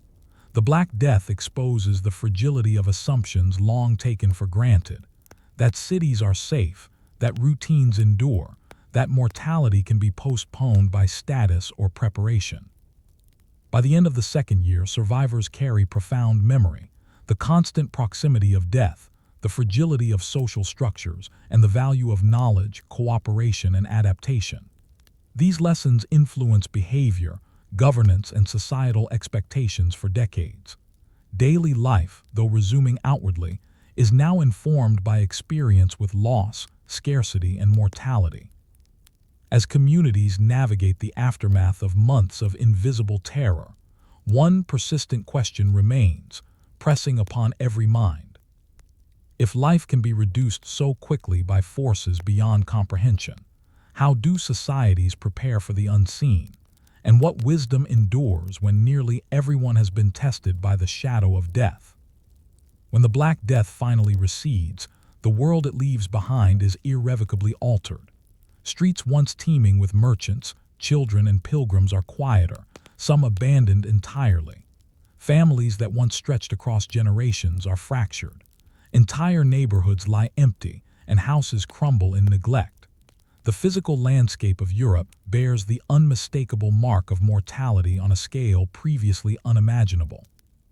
Survivors inherit more than land, tools, or wealth. They inherit memory. Memory of absence, loss, and fragility. The economy is reshaped by scarcity. Labor is in short supply, forcing landowners and employers to raise wages or offer concessions. Skilled artisans command greater influence as their work is essential and rare. Those who once occupied marginal positions gain leverage, subtly shifting social hierarchies. Survival, rather than birth or title, becomes a measure of value. Communities adapt cautiously. Villages rebuild slowly, focusing on efficiency and resilience. Fields are replanted with a greater diversity of crops. Granaries are expanded and fortified. Water sources are monitored carefully. Habits formed under duress, rationing, hoarding, observation of disease patterns become institutionalized. Knowledge once gained through suffering is now encoded in custom, governance, and practice. Religious institutions are transformed too. Clergy who ministered effectively during the crisis gain influence. Those who faltered are replaced or marginalized. Theology evolves in response to loss. Sermons focus on endurance, morality in hardship, and the inevitability of death. Pilgrimages and rituals adjust to reflect both reverence and the practical limits of human effort. Faith becomes a tool for understanding mortality as much as salvation. Mortality itself becomes a teacher. Survivors approach life with heightened awareness of contingency. Daily routines are no longer trivial. Even small acts, cooking, cleaning, tending animals, carry significance. Decisions are measured against the probability of scarcity, disease, and loss. Risk is assessed more carefully, and cooperation is valued because it tangibly increases chances of survival. The Black Death instills a practical wisdom that transcends social class and persists across generations. Yet the psychological impact is profound. Grief, trauma, and survivor guilt leave subtle marks on individual and collective consciousness. Children born during or immediately after the plague are affected not only physically, through stunted growth or frailty, but culturally. They inherit caution, suspicion, and a respect for fragility that shapes worldview and behavior. Adults adapt by tempering ambition with pragmatism, valuing preparation over pride. Economically, Europe is transformed. Labor shortages create new opportunities for peasants and craftsmen. Wages rise. Land that was once tightly controlled becomes negotiable. Serfs gain leverage. Towns rebuild around resilience and resourcefulness. Trade networks previously fragile reorganize. Supply chains adjust, informed by memory of disruption. Wealth is redistributed in subtle ways, and human capital, skill, knowledge, endurance gains new prominence. The Black Death also leaves enduring lessons in public health, even if implicit. Communities learn the importance of isolation, hygiene, and observation of symptoms. Quarantines, though imperfect, are institutionalized. Rules for burial, sanitation, and food storage evolve. Knowledge that would once have seemed moral or religious in nature now incorporates survival strategies informed by observation. The world, scarred though it is, begins to breathe again. Markets reopen, children play, craftsmen return to their workshops, and religious rituals resume with renewed solemnity. Life continues, but tempered by understanding. Humans recognize that control is partial, security is temporary, and mortality is ever present. The Black Death is both an ending and a teacher. It reminds the living of the limits of their planning, the vulnerability of structures, and the quiet power of endurance. And as Europe rebuilds, one final, haunting reflection persists. If the sudden presence of death can reshape society so profoundly, what measures, habits, and wisdom will truly prepare humanity for crises yet unseen, and which will be forgotten until the next shadow arrives? Story 7. The 100 Years' War, Waiting, Raiding, and the Long Struggle. The 100 Years' War begins not with fireworks or clear declaration, but with a quiet calculation, a claim to a throne, and the slow tension of unresolved ambition. In 1337, England and France find themselves locked in a contest for legitimacy, land, and authority. To the outside observer, it is a distant political struggle, but to those living in contested regions, it is a constant presence. The threat of raiding, the weight of taxation, and the shadow of battle that stretches across generations. Imagine a village in Normandy, where fields once tilled by families for centuries are now at the mercy of armies moving through. A detachment of soldiers appears not to conquer, necessarily, but to seize supplies. Grain is requisitioned, livestock driven away, barns emptied. Farmers learn that wealth and preparation can protect only so much. Walls and weapons are insufficient against steady attrition. Daily life becomes a series of small calculations.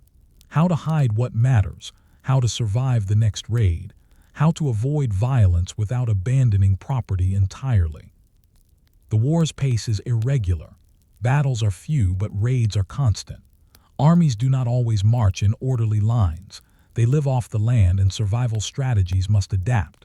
Villagers and townspeople learn which roads are safe, which towns will protect or betray them, and which nobles can be bribed to prevent pillaging. The geography itself becomes an actor in the conflict. Rivers, forests, and marshes dictate movements, while castles provide temporary refuge. People live in a world where distance from power does not guarantee safety. Economy is strained. Landowners face disrupted harvests. Markets are unpredictable.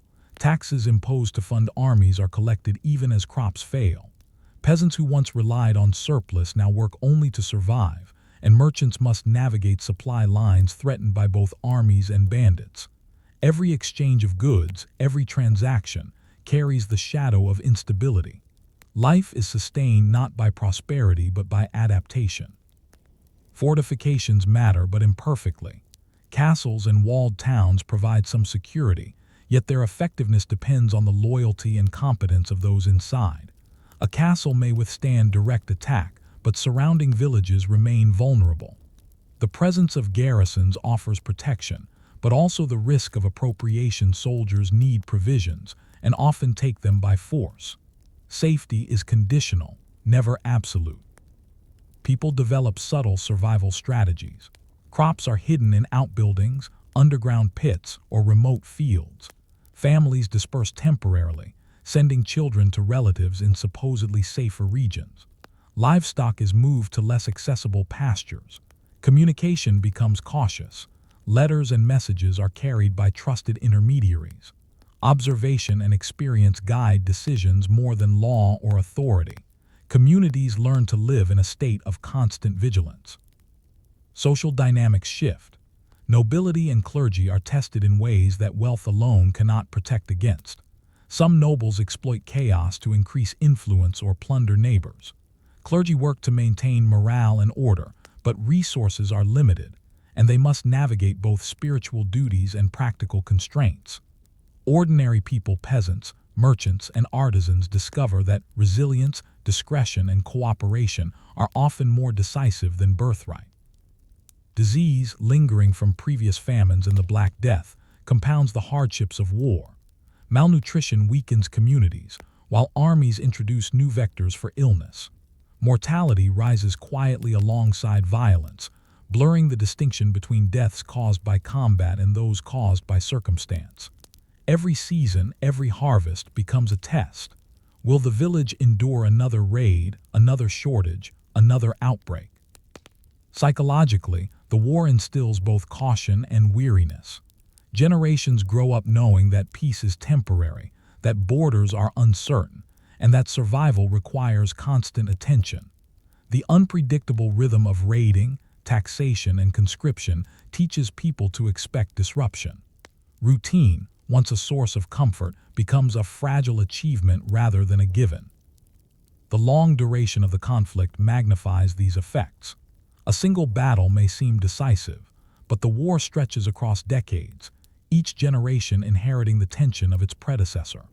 Memory, experience, and strategy are transmitted orally and through practice, shaping communities long before any formal resolution.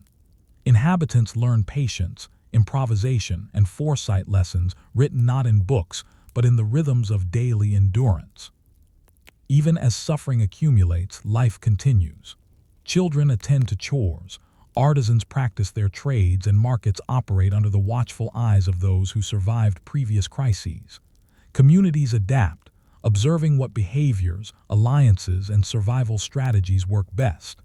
Knowledge becomes a tool of life, often unspoken, transmitted in gestures, routines, and shared warnings. And as villagers calculate each risk, store each morsel, and plan for the next inevitable raid, one question lingers persistently. If survival depends more on foresight, adaptation, and patience than on battle or conquest, what does it mean to truly win a war, and for whom is victory ever meaningful? By the second phase of the 100 Years' War, the conflict is less about pitched battles and more about attrition, endurance, and the slow grind of survival. Armies are not constant. Sometimes months pass without a major engagement. Yet in that silence, the war is no less present. Villagers, townsfolk, and even nobles feel its weight daily in shortages, fear, and uncertainty. The war has become a permanent fixture, like weather or disease, reshaping life without requiring swords to cross every field. Travel becomes dangerous. Roads that once connected villages and towns are patrolled by soldiers, raiders, or opportunistic bandits. Merchants are forced to pay tolls or bribes. Even couriers risk being intercepted. Fields closer to contested borders are abandoned, while more remote plots become essential lifelines. Families disperse temporarily, hiding resources and children in safer areas. Every journey is calculated. Distance, terrain, the likelihood of encountering hostile forces, and the potential rewards are weighed carefully. Survival strategies dominate the social landscape. Crops are planted in hidden patches, livestock is moved to secluded pastures, and food is stored in secret caches. Communities negotiate complex informal agreements. Neighbors share labor, rotate watch duties, and exchange intelligence about troop movements. Knowledge becomes a primary resource, sometimes more valuable than food or gold. People learn quickly that vigilance, observation, and discretion are as critical as skill with a plow or a sword. Military strategy adapts to this prolonged attrition. Armies often bypass fortified cities, focusing on raiding supply lines and isolated settlements. Sieges are less frequent than quick, targeted raids meant to extract resources. The presence of an army does not always signify immediate violence. Its mere proximity compels caution, rationing, and compliance. Fear becomes a weapon as potent as any arrow or catapult. Daily life slows and sharpens simultaneously. Work is deliberate, measured, and oriented toward survival rather than growth or profit. Fields are cultivated with minimal effort, focusing on staples that can endure neglect or irregular attention. Artisans produce essential tools first. Luxuries are postponed. Trade is limited to necessities. Communities shift priorities constantly, balancing immediate needs against potential threats. Even minor disruptions, a spoiled crop, a sick laborer can cascade into crises. Economic consequences ripple outward. Scarcity inflates prices unpredictably. Labor shortages empower peasants and craftsmen to demand higher wages or better conditions, yet the risk of raiding limits mobility and bargaining power. Nobles who cannot maintain control of their lands lose influence. Those who manage resources wisely increase theirs. Wealth becomes fluid, tied less to inheritance and more to strategic management of human and material resources. Disease, still a lingering shadow from the Black Death decades earlier, compounds the pressures. Malnourished populations are more vulnerable. Armies introduce new pathogens as they move. Mortality rises, quietly, almost invisibly, alongside raids, taxation, and displacement. Each death subtly reshapes labor availability, social relations, and psychological resilience. Communities must adapt not only to human conflict, but to the persistent threat of illness and famine. Psychologically, the war imposes a subtle but constant strain. Children grow up learning that safety is temporary and that authority is conditional. Adults balance fear, duty, and resource management constantly. Trust is selective. Cooperation is strategic. Social norms evolve to accommodate both survival and social cohesion under pressure. People become adept at improvisation, at observing patterns, at responding to crises before they become catastrophic. Religious and cultural life persists, but transformed. Clergy preach endurance and caution, sometimes emphasizing moral lessons about war, greed, and justice. Festivals and communal rituals are scaled down or delayed. Faith provides solace, structure, and guidance in an unpredictable environment, though it does not halt raiding, hunger, or death. Communities learn to integrate belief into daily survival strategies, creating a delicate balance between spiritual needs and practical demands. Even with all precautions, randomness dominates. A raiding party may choose a village arbitrarily. Disease may strike unpredictably. The lessons of vigilance and prudence are tempered by chance. People learn humility, recognizing the limits of foresight and control. Survival is never guaranteed. It is the product of constant adaptation, cooperation, and a measure of luck. And yet humanity persists. Despite fear, scarcity, and displacement, people plant crops, raise children, maintain tools, and observe customs. Communities reorganize, find patterns, and transmit knowledge to younger generations. Adaptation becomes both strategy and culture. Experience teaches lessons that no map, treaty, or army can fully convey. By the end of this prolonged period, one persistent question emerges across villages, towns, and castles. If survival requires constant vigilance, strategic cooperation, and patience, is victory in war ever truly about conquest, or is it simply the endurance of those who can outlast chaos the longest? After decades of conflict, the 100 Years' War concludes in fits and starts, punctuated by truces, treaties, and shifting allegiances. Cities and villages that survived bear scars both visible and invisible. Stone walls may remain, but the real story is etched into human lives. The generations that endured constant uncertainty, the communities that adapted, and the subtle social transformations wrought by decades of attrition. Survivors of the war inherit more than physical property, they inherit experience. Families who learn to hide resources, coordinate watches, or negotiate with soldiers gain practical knowledge that outlasts the conflict. Children born during the war grow up with a heightened awareness of risk, scarcity, and contingency. These lessons are not formalized in records, but are encoded in memory, habit, and communal expectations. Economically, Europe is subtly transformed. Labor shortages empower peasants, artisans, and craftsmen. Fields and workshops abandoned during raids are reclaimed cautiously, but with new awareness of vulnerability. Landowners must negotiate with workers to maintain productivity. Trade recovers slowly, guided by caution learned from years of disruption. Wealth is redistributed not always by law or conquest, but by survival. Those able to endure gain leverage, those unable lose influence. Social hierarchies shift, often imperceptibly. Nobles who managed resources and coordinated defense retain power. Others are marginalized or financially weakened. Clergy who supported their communities maintain moral authority. Ordinary people gain informal power through ingenuity, negotiation, and leadership. Authority is increasingly conditional, tied to competence rather than inheritance alone. The Long War teaches that practical skill and resilience matter as much as title or wealth. Daily life regains a semblance of normalcy, but it is tempered by memory. People continue farming, trading, and crafting, yet caution remains ingrained. Communities store surplus carefully, monitor borders and roads, and maintain informal networks of vigilance. Even leisure and celebration carry the shadow of contingency.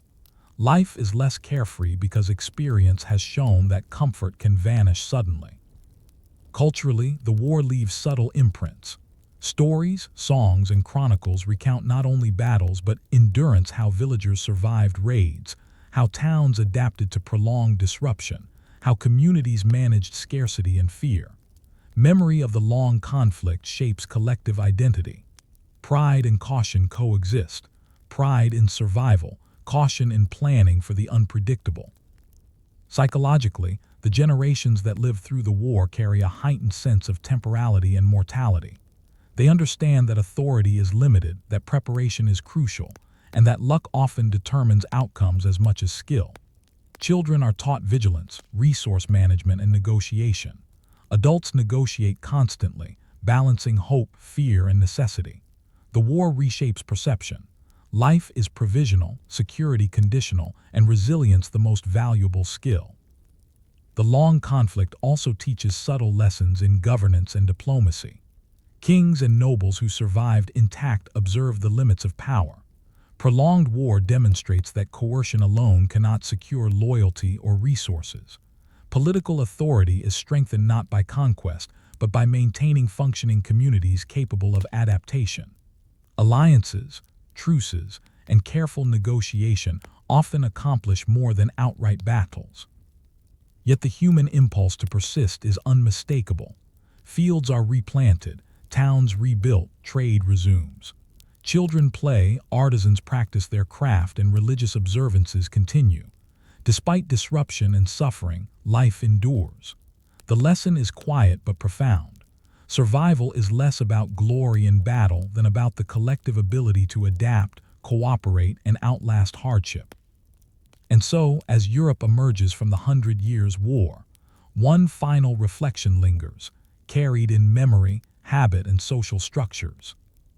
If wars can last decades and reshape lives without decisive conquest, is true victory measured by territory, titles, or armies, or by the enduring resilience of those who survive the slow, grinding weight of conflict? Story 8: The Siege of Constantinople, Trade, Walls, and the Slow March of Change. In 1453, Constantinople stands as a city of contradictions. On one side, the grandeur of churches, palaces, and markets testifies to centuries of imperial ambition and prosperity. On the other, the city is a fragile intersection of commerce, politics, and culture, a hub connecting east and west, land and sea, the Mediterranean and the Black Sea. To live here is to be aware that wealth and protection are never absolute. Walls are strong, but the currents of politics, technology, and ambition shift constantly. Imagine walking through the streets of Constantinople. Merchants arrange goods from silk to spices. Fishermen pull nets from the Golden Horn. The air is a mixture of salt, incense, and labor. Yet beneath the bustle, tension grows. Rumors circulate of Ottoman armies massing, of cannons that could breach walls thought impregnable. Life is ordinary, routine, but shadowed by anticipation.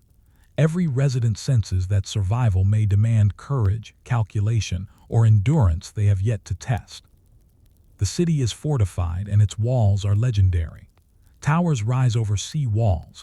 Double walls, moats, and gates make Constantinople one of the most defensible cities in the world. But no wall is invulnerable. Each defense requires maintenance, soldiers, supplies, and coordination. Civilians participate in preparing for the siege, repairing sections of wall, stockpiling grain, ensuring water supplies, and organizing militias. Daily life and military preparation overlap. Routine itself becomes part of survival strategy. Trade shapes resilience and vulnerability simultaneously. The city thrives on commerce. Imports of grain, wine, oil, and cloth arrive daily, supporting both elite and commoners. At the same time, dependence on imported food and resources becomes a liability. An effective blockade could starve Constantinople without ever mounting a full assault. Residents understand that survival depends on both walls and access to resources, and the tension between protection and dependency is constant. Inside, communities adapt to looming threat. Neighborhood councils coordinate labor and food distribution. Families hide valuables and ration supplies. Children learn from elders about evacuation routes, defensive measures, and the value of observation. The city's social hierarchy adjusts. Soldiers and engineers gain influence, while those unable to contribute materially see status diminish. Survival, not birthright or wealth, becomes a primary metric of security. The Ottoman army advances slowly, encircling the city, constructing siege works and testing defenses. Siege artillery cannons and bombards that were recently perfected threaten structures that have stood for centuries. Residents hear the distant rumble of explosions, feel vibrations through the streets, and adjust daily life accordingly. Fear is ever present but managed. Communities develop routines, schedules, and signals to maintain order while awaiting catastrophe. Psychologically, the siege imposes constant calculation. Every decision from water usage to patrol duty carries risk. People must balance normal life with preparedness. Children still need food and play, artisans still craft, markets must operate even under uncertainty. Vigilance becomes routine, and the ordinary is infused with latent danger. Residents learn subtle strategies: how to hide grain, how to fortify windows, how to negotiate with soldiers without provoking violence. Survival is a careful calculus, practiced quietly and continuously. Disease and sanitation complicate matters. Crowding behind walls, stress, and disrupted food supplies create conditions for illness. Minor fevers, gastrointestinal problems, or skin infections spread quickly in neighborhoods where vigilance is required for both defense and daily sustenance. Medical knowledge is rudimentary, but observation and practical remedies, herbs, diet, quarantine become essential survival tools. Cultural life continues in miniature, adapted to threat. Churches, mosques, and public spaces operate under constraints. Festivals and ceremonies are scaled down. Education, though ongoing, emphasizes preparation, reading maps, understanding fortifications, and observing enemy movements. Life becomes a balance between continuity and contingency. Every activity is measured, deliberate, and shaped by awareness of vulnerability. The siege teaches unspoken lessons about power and resilience. Walls are symbols, but human organization and endurance determine outcomes. Leadership matters, but so do the ordinary decisions of families, artisans, and farmers. Cooperation, observation, and resource management are as critical as weaponry. Residents learn to integrate long-term planning with immediate action, patience with urgency, and vigilance with routine. And yet, despite preparation and fortification, one uneasy question lingers over Constantinople's streets and markets. If walls can delay the inevitable but not prevent it entirely, how much does the survival of a city depend on human ingenuity versus the limits imposed by technology, time, and circumstance? As the Ottoman forces tighten their encirclement of Constantinople, life inside the walls transforms subtly but relentlessly. What once seemed routine, the rhythm of marketplaces, church bells, and ferry crossings, now carries tension in every movement, every decision. Citizens learn quickly that survival is no longer guaranteed by status, wealth, or fortification alone. Endurance, cooperation, and foresight are as crucial as stone and cannon. Food becomes the central concern. Grain is rationed meticulously, stored in cellars and cisterns, and distributed according to need, contribution, or influence. Merchants must balance profit with prudence, knowing that overextending supplies could starve both customers and families. Families hide caches of food in secret compartments, garden rooftops, or the edges of city walls. Livestock is kept near walls or in less obvious areas, protected from raiding parties and opportunistic thieves. Every morsel is accounted for, every decision weighted with mortality. Water management is equally vital. The city relies on wells, cisterns, and aqueducts, which require maintenance even under constant threat.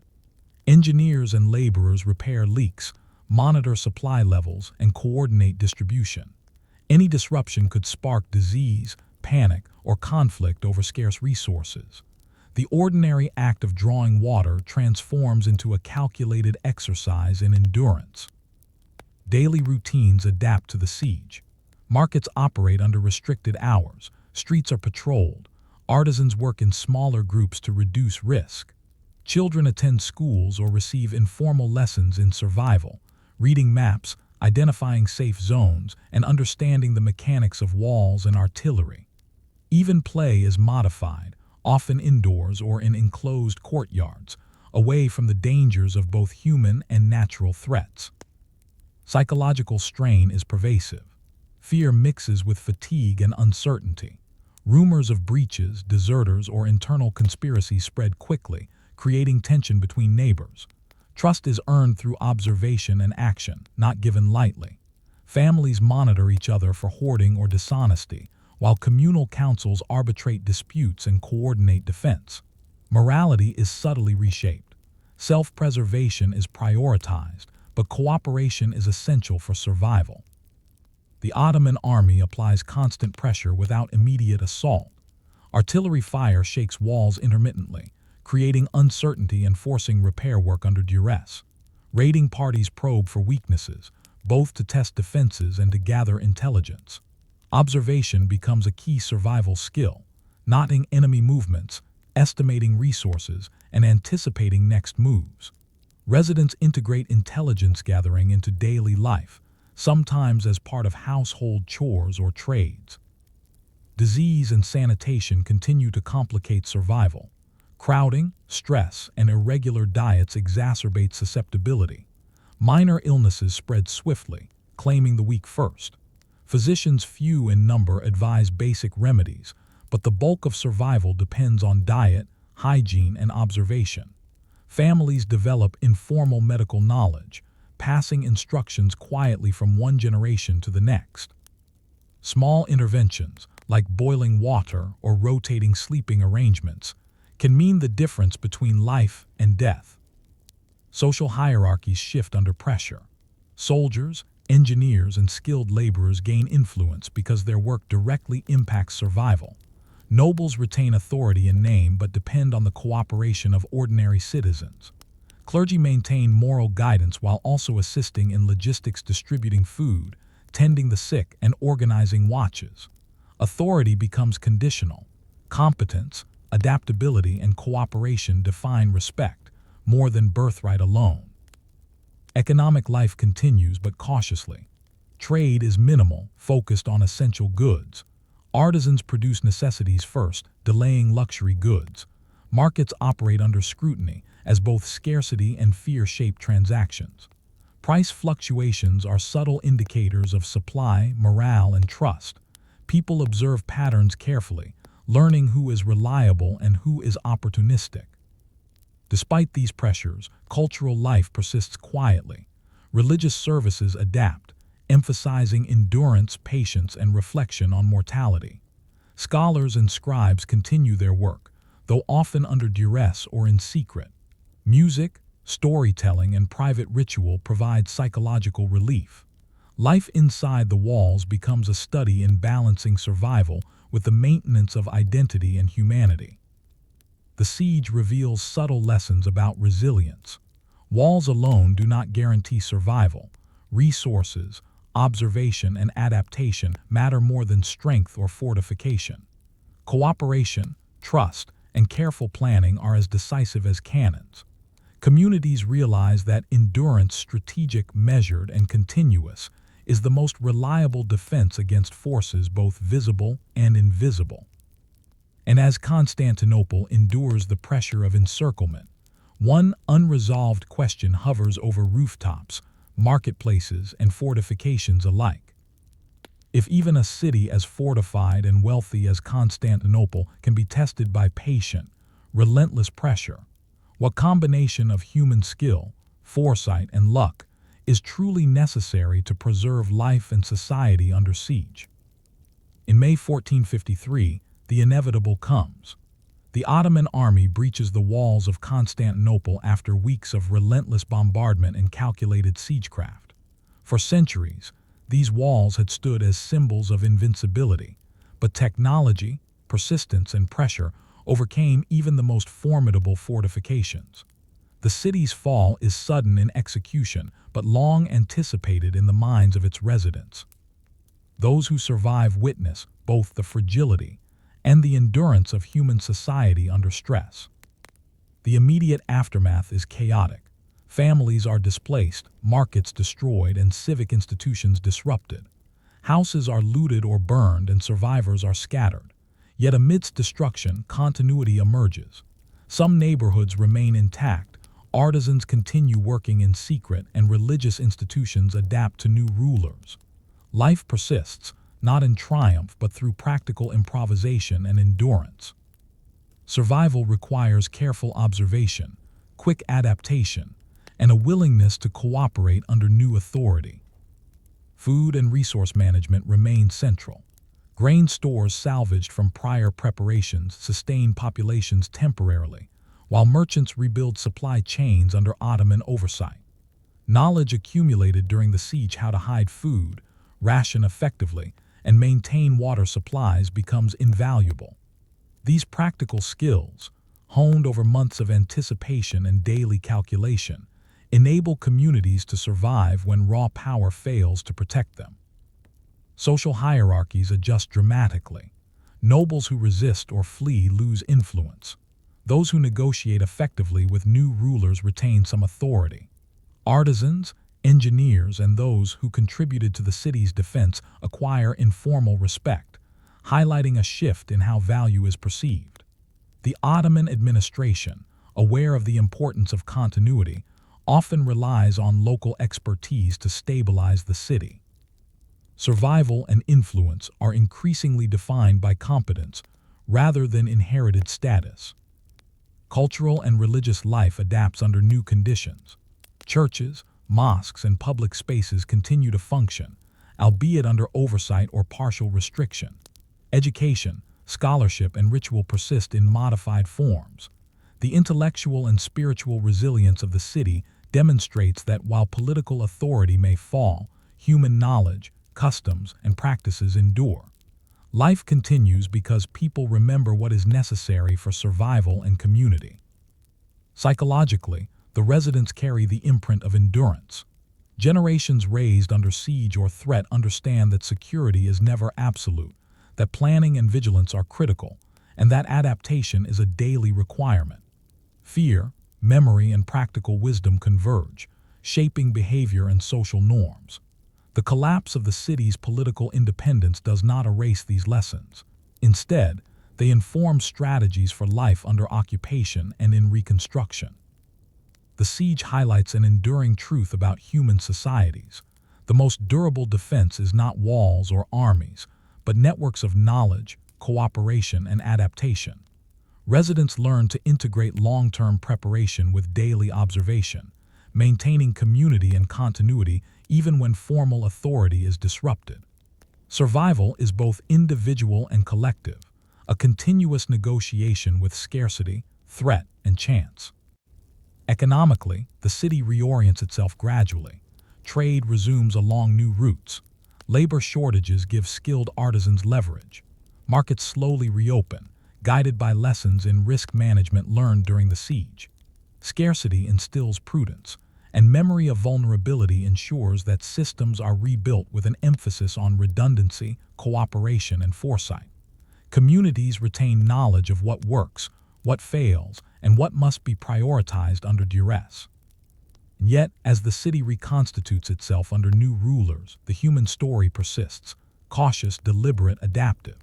Life continues, not in triumphal celebration, but as a testament to the quiet, persistent force of endurance. Walls may fall, armies may conquer, and dynasties may shift, but the ordinary acts of survival, planting crops, distributing food, maintaining water, observing danger, cooperating with neighbors determine who lives, who thrives, and who contributes to continuity. The fall of Constantinople leaves one lasting, reflective question. If the mightiest walls and the wealthiest city can be overcome by patient pressure and changing technology, what structures, social, cultural, or practical, are most capable of preserving life, knowledge, and human continuity in the face of inevitable upheaval? Story 9. The Reconquista, Patience, Persistence, and the Gradual Return of Territory. The Reconquista is not a single battle, a dramatic storming of castles, or a swift conquest. It is a centuries-long process, a slow, methodical reclamation of territory from Muslim rulers in the Iberian Peninsula. By the late 11th century, Christian kingdoms in northern Spain, Castile, Leon, Aragon, and Navarre begin consolidating power, pushing southward through a patchwork of war, negotiation, and cautious settlement. To the people living along contested borders, it is not a story of glory but of patience, endurance, and constant adaptation. Imagine a village in the borderlands near Andalusia. Farmers cultivate fields alongside defensive walls, watchtowers, and irregular militia posts. Daily life is punctuated by the presence of raiders, scouts, or patrols. Families understand that the line between survival and disaster is thin. A sudden incursion could seize crops, burn houses, or abduct livestock. Villagers balance labor, observation, and defense in every activity from planting wheat to drawing water from wells. Unlike sudden conquests, the Reconquista proceeds in increments. Towns are captured, fortified, sometimes abandoned, then recaptured decades later. Borders are fluid, allegiance is pragmatic. Nobles, clergy, and ordinary citizens must navigate complex loyalties. Some switch allegiances to survive, others remain steadfast, risking everything. Survival requires both political acumen and practical readiness. Every choice where to farm, when to travel, whom to trust is informed by memory of raids, shifting authority, and prior sieges. Economics mirrors this instability. Markets operate under uncertainty. Trade is cautious, often confined to well-guarded routes. Farmers hedge risk by diversifying crops, storing surplus in hidden granaries, or maintaining livestock that can be moved quickly. Taxation fluctuates depending on who controls the land, sometimes doubling or halving within a single season. Communities learn to adapt not by avoiding authority entirely, but by anticipating changes and responding with flexibility. Military strategy emphasizes attrition and preparation over outright annihilation. Sieges are long, measured, and sometimes symbolic. Armies may raid for months without fully capturing a town, relying on attrition to weaken defenders. Both attackers and defenders must manage supplies, morale, and knowledge. Ordinary people are not passive observers. They reinforce walls, hide provisions, and scout enemy movements. Survival is a communal enterprise, dependent on cooperation, ingenuity, and careful observation. Religion plays a dual role. Faith provides moral justification for reclamation, yet it also guides daily conduct. Monasteries and churches organize relief, distribute resources, and record events, blending spiritual and practical functions. Communities observe rituals to mark both victories and hardships, grounding themselves psychologically amid uncertainty. The rhythm of prayer, labor, and vigilance shapes the pace of life. Social hierarchies shift subtly. Nobles who effectively manage defense and negotiation maintain authority. Clergy who support both spiritual and practical needs gain influence. Ordinary people acquire informal power by demonstrating endurance, resourcefulness, or knowledge of terrain. Survival privileges competence, experience, and foresight as much as birth or wealth. Generations raised in borderlands internalize these lessons, shaping local governance, culture, and social expectations. Disease, famine, and environmental hardship complicate life. Crop failures or droughts can strike in the midst of conflict, making food security a constant concern. Medical knowledge is limited. Remedies are practical and experimental. Families learn to conserve, ration, and improvise, often passing survival strategies orally from generation to generation. Daily existence is both mundane and fraught. Each meal, journey, or task carries potential risk. Cultural resilience manifests in small ways. Crafts continue under duress. Children play in safe spaces, and storytelling preserves memory. Knowledge of fortifications, watch routines, and resource management is embedded in community practice. While battles may dominate chronicles, survival relies on the quieter skills of endurance, observation, and cooperation. Life continues in ordinary acts that history often overlooks. The long arc of the Reconquista teaches a subtle truth. The slow persistence of people, communities, and strategy often matters more than individual battles or heroic gestures. Victory is measured not in dramatic conquest alone, but in the sustained endurance and adaptation of those who live through decades of uncertainty. And as generations labor, fight, and observe, one question persists quietly in every border village, monastery, and town hall. If the reclamation of territory is measured in centuries rather than months, what does it mean to win? And how do ordinary people shape the outcome long before kings or generals claim victory? By the 13th century, the Reconquista has settled into a pattern of slow expansion, punctuated by periods of relative calm and sudden violence. In the frontier zones where Christian and Muslim territories meet, the rhythm of life is shaped not by kings or generals, but by daily vigilance, strategic planning, and the subtle push and pull of political alliances. Survival is neither glamorous nor dramatic. It is careful, measured, and persistent. Picture a village on the southern edge of Castile, surrounded by fields, watchtowers, and fortifications. Farmers plant and harvest crops under the shadow of uncertainty. They know that a patrol or raiding party might appear with little warning. Livestock is corralled in secure pens or moved into temporary enclosures. Grain is stored in multiple hidden caches to reduce the risk of total loss. Every act of daily life, drawing water, repairing roofs, tending animals, is imbued with calculation.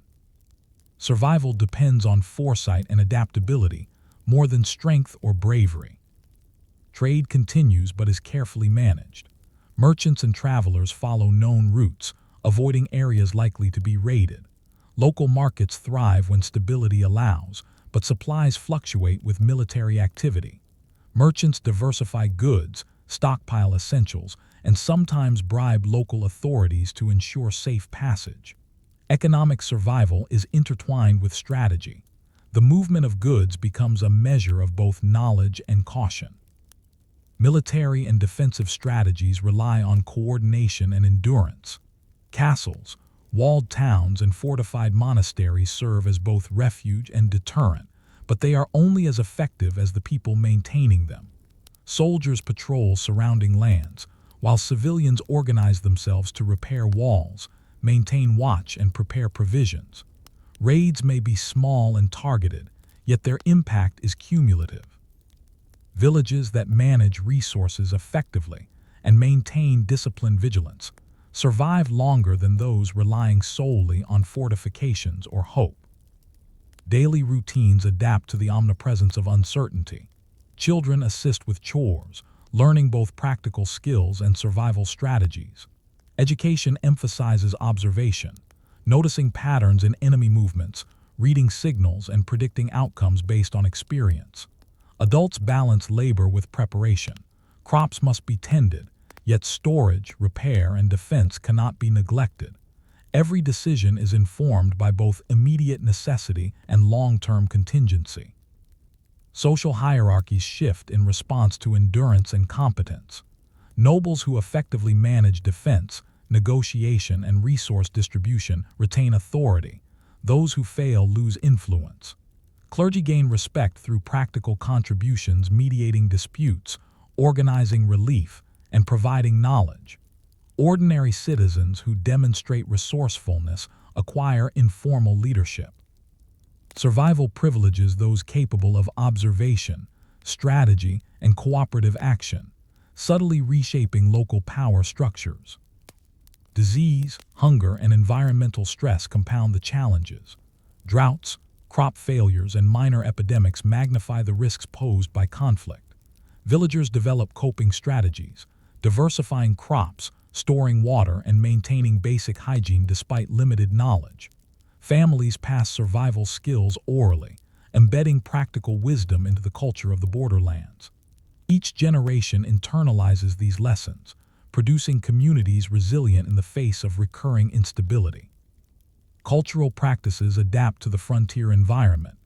Religious rituals are scaled to practicality, festivals are smaller or postponed, and communal storytelling preserves knowledge of raids, defensive strategies, and negotiation tactics. Even leisure reflects caution. Games, crafts, and social gatherings occur in secure locations, emphasizing observation and readiness. The frontier life blends continuity with adaptability, integrating daily survival with the preservation of identity and community. The slow pace of conquest teaches that persistence often outweighs immediacy. Kings may issue decrees, armies may fight, but the lived experience of survival in contested zones shapes the outcome. Families, villages, and artisans influence political success by enduring hardship, maintaining cohesion, and adapting to fluctuating conditions. The Reconquista, therefore, is not solely the story of kings, but of communities whose quiet, daily resilience gradually shifts the balance of power. And as the centuries-long process continues, one enduring question emerges in the minds of those who till fields, guard walls, and observe enemy movements. If the reclamation of land is a matter of generations rather than days, how do ordinary people, through endurance and adaptation, quietly determine the course of history long before armies or rulers claim victory? By the late 15th century, the Reconquista reaches its final stage. The last Muslim stronghold, the Emirate of Granada, stands on the southern edge of the Iberian Peninsula, a mountainous territory where survival has always depended on skill, observation, and endurance. The Christian kingdoms Castile and Aragon approach slowly, negotiating alliances, tightening control over borderlands, and applying pressure with patience honed over centuries. Victory is neither instantaneous nor dramatic. It is the culmination of sustained effort, strategy, and adaptation. For ordinary residents in both Christian and Muslim territories, life has been a study in resilience. Generations have grown up with the constant awareness that borders are fragile, raids are frequent, and allegiance can shift with the tides of power. Villagers know how to ration food, maintain fortifications, and conceal resources. Craftsmen and artisans understand how to sustain trade under intermittent conflict. Families practice vigilance daily, blending work, survival, and observation into the routines of life. The final campaigns of the Reconquista are marked by negotiation as much as force. Granada survives through diplomacy, tribute, and strategic use of terrain. Leaders on both sides recognize that endurance, patience, and knowledge of local conditions are more decisive than single battles. For those living in the contested region, survival relies on adaptability: who aligns with whom, which lands are defensible, and when to move or store resources. Economic life reflects this long struggle. Borderlands have developed intricate systems of trade, supply, and barter that function even under pressure. Merchants plan routes carefully, often using intelligence passed down through generations. Farmers diversify crops, rotate fields, and store reserves to mitigate uncertainty. Scarcity becomes an enduring aspect of life, shaping habits and decisions. Practical wisdom gained quietly over decades outlasts declarations of kings or treaties on parchment. Social hierarchies and influence are also transformed. Nobles who manage defense, negotiation, and resource distribution retain power. Clergy maintain authority by blending spiritual guidance with practical support. Ordinary citizens acquire informal influence through skill, endurance, and local knowledge. Leadership emerges not from title alone, but from competence in sustaining communities under long-term uncertainty. Survival itself confers status, reshaping perceptions of value and power. Cultural continuity persists amid upheaval. Religious practices, storytelling, and education continue, adapting to changing circumstances. Knowledge of defense, agriculture, and negotiation is transmitted orally, creating a living archive of practical wisdom. Community identity is reinforced through shared experience of endurance. Even under pressure, people maintain rituals that provide structure, cohesion, and psychological stability. The final fall of Granada in 1492 marks the symbolic conclusion of the Reconquista, but the lessons of endurance outlast the conquest. The centuries-long process demonstrates that human persistence, adaptation, and cooperation often determine outcomes more than individual acts of heroism or the size of armies. Communities shape history quietly, surviving, observing, and adjusting through cycles of risk and scarcity. The Reconquista also highlights the interplay between human skill and circumstance. Geography, climate, disease, and technology influence events as much as leadership or valor. People learn to anticipate uncertainty, mitigate risk, and coordinate action. Knowledge of the land, awareness of shifting allegiances, and practical survival strategies guide daily life as much as any royal decree or military maneuver. As the Iberian Peninsula transitions from centuries of contest to a unified political structure, one final reflection persists, whispered in villages, monasteries, and marketplaces. If the slow reclamation of territory depends on centuries of endurance, adaptability, and observation, what role do ordinary lives play in shaping the arc of history, and which lessons, quietly learned, outlast the victories of kings and generals? Story 10. The Fall of the Aztec Empire, Disease, Strategy, and Survival. In 1519, a fleet of Spanish ships arrives on the Gulf coast of what is now Mexico. Hernán Cortés and his men carry not just weapons and ambition, but diseases, knowledge of European siegecraft, and the potential to exploit existing social tensions. For the inhabitants of the Aztec Empire, life until this moment has been shaped by centuries of trade, ritual, and urban organization. Tenochtitlan, the capital, is a city of canals, markets, and temples home to hundreds of thousands, where daily life is a balance of labor, ritual, and hierarchy. Imagine walking through the city streets of Tenochtitlan, crossing causeways that connect the island city to the surrounding lakes and mainland. Markets overflow with maize, cacao, textiles, and obsidian tools. Artisans craft jewelry and pottery. Priests perform ceremonies at the Great Temple, while farmers manage Chinampas floating gardens that sustain the population. Life is highly structured, deeply communal, and intimately tied to ecological cycles and political organization. The arrival of the Spaniards introduces uncertainty the likes of which the city has never seen. The people observe the newcomers, their metal weapons, unfamiliar animals, and strange dress. Messages are exchanged through interpreters. Leaders of the Aztec Empire, including Moctezuma II, weigh whether to confront, negotiate, or observe further. Every interaction is informed by caution. Miscalculation could destabilize the city, threaten trade, or invite conflict. Survival, both physical and political, becomes a delicate balance. Daily life begins to shift subtly under observation. Citizens monitor the movements of the foreigners. Trade patterns adjust slightly as some areas are cordoned off or patrolled. Households anticipate disruptions. They hide valuables, ration food, and strengthen social networks. Farmers continue planting and harvesting, but awareness of potential disruption influences priorities. Families practice contingency planning, deciding what could be moved, stored, or defended should conflict escalate. Disease, invisible yet deadly, begins its unobserved infiltration. Smallpox, measles, and other pathogens introduced by Europeans spread rapidly in a population with no prior immunity. Initial symptoms are mistaken for other ailments or divine punishment. The mortality rate escalates quietly at first, but the impact is immense. Entire neighborhoods are affected before city leaders fully comprehend the scale of the problem. Practical survival: clean water, isolation of the sick, and rationed food becomes a challenge complicated by limited understanding of contagion. Political and social dynamics are strained. Moctezuma II faces the impossible task of balancing diplomacy, security, and religious duty. Courtiers, military leaders, and commoners interpret events differently, leading to tensions and fragmented decision-making.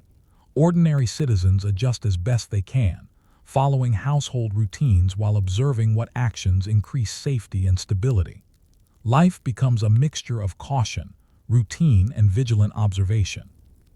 Markets, temples, and communal spaces continue functioning, but with caution. Merchants hide stock, artisans guard tools, and families rotate labor to avoid depletion of essential tasks. Rituals are maintained, partly for spiritual continuity and partly for psychological stability. Communities rely on collective memory and experience to interpret the unknown. Practical knowledge how to manage water, food, and labor is now infused with the challenge of an invisible threat. The Spaniards' strategy is patient and calculated. They observe alliances, exploit rivalries, and establish footholds among groups discontented with Aztec rule. They do not initially conquer through overwhelming force. Instead, they rely on negotiation, local knowledge, and the discontent of subjugated peoples. Survival in this new context depends not just on strength, but on understanding networks of power, geography, and human motivation. As the months unfold, residents of Tenochtitlan experience the slow erosion of certainty. Daily life becomes a careful negotiation between routine and vigilance. Households adapt strategies quietly. Food is stored, movements are tracked, and alliances are reassessed. Observation becomes as critical as labor or trade. Misjudgment could mean scarcity, illness, or death. Even with rituals, fortifications, and strategic planning, one quiet but pressing question persists in the minds of those living in the shadow of an unseen enemy. If a city can be threatened not just by armies but by invisible forces and subtle political manipulation, how can ordinary people navigate survival when the rules of life are suddenly altered beyond comprehension? By 1520, Tenochtitlan is no longer merely a vibrant capital, it has become a city under siege, both visible and invisible. The Spaniards, under Hernán Cortés, consolidate alliances with discontented neighboring city-states, turning local politics into a battlefield as potent as any army. Simultaneously, disease spreads relentlessly, weakening the population in ways that cannot be fought with weapons alone. For ordinary citizens, daily life is now defined by adaptation, observation, and constant vigilance. The siege is as much social as it is military. Cortés understands that conquering the city requires exploiting networks of influence. He recruits Tlaxcalan and other indigenous allies who have long chafed under Aztec control. Trade, tribute, and knowledge of terrain are weaponized. City leaders must now contend with internal divisions, calculating how to maintain loyalty while defending against a foreign invader. Survival for families depends on understanding both external threat and internal instability. Food scarcity begins to shape routines. Corn, beans, and other staples become rationed carefully. Storage techniques are tested. Households hide supplies in secure locations, rotate labor to maximize productivity, and protect livestock. Markets continue to function but under irregular schedules. Merchants adjust trade routes, avoiding areas under Spanish patrols or those affected by disease. Daily activities become exercises in risk assessment. What is safe to do, what can be postponed, and which alliances to trust. Disease accelerates the city's crisis. Smallpox, carried unintentionally by Europeans, spreads rapidly in densely populated neighborhoods. Mortality rates skyrocket. Entire families are affected simultaneously. Survival strategies, quarantine, relocation, or avoidance of common spaces emerge instinctively, though medical knowledge is limited. The psychological toll is profound. Grief, fear, and uncertainty become as pressing as hunger or military threat. Observation and adaptation are as necessary as any weapon. Military pressure continues alongside these invisible threats. The Spaniards blockade waterways, cutting off supplies to Tenochtitlan and restricting movement along causeways. Armies probe for weak points, towers are reinforced, walls repaired, and watchtowers staffed constantly. Ordinary citizens contribute to defense, ferrying messages, reinforcing barricades, and maintaining food and water supplies. Participation in survival is universal, blending civilian and military efforts. Social dynamics are tested. Nobles and priests retain authority in name, but their power is conditional. Competence maintaining resources, coordinating defenses, and ensuring compliance becomes paramount. Ordinary people gain influence through practical contributions, organizing labor, storing and distributing food, and observing enemy movements. Status is increasingly tied to skill and vigilance, not only lineage or title. Daily life reflects continuous negotiation with uncertainty. Farmers and artisans work amid fear of raids and disease. Children learn to navigate spaces safely, assisting families while internalizing practical knowledge. Rituals, festivals, and religious observances continue but are adapted to the realities of survival, sometimes scaled down or relocated to safer areas. Continuity and adaptation intertwine, sustaining identity and community amid chaos. Communication within the city becomes critical. Messages must travel along canals, across causeways, and through trusted intermediaries. News of Spanish movements, disease outbreaks, or internal unrest shapes decisions. Communities develop informal intelligence networks. Observation, rumor, and careful questioning become essential survival tools. Knowledge becomes as vital as labor or weaponry.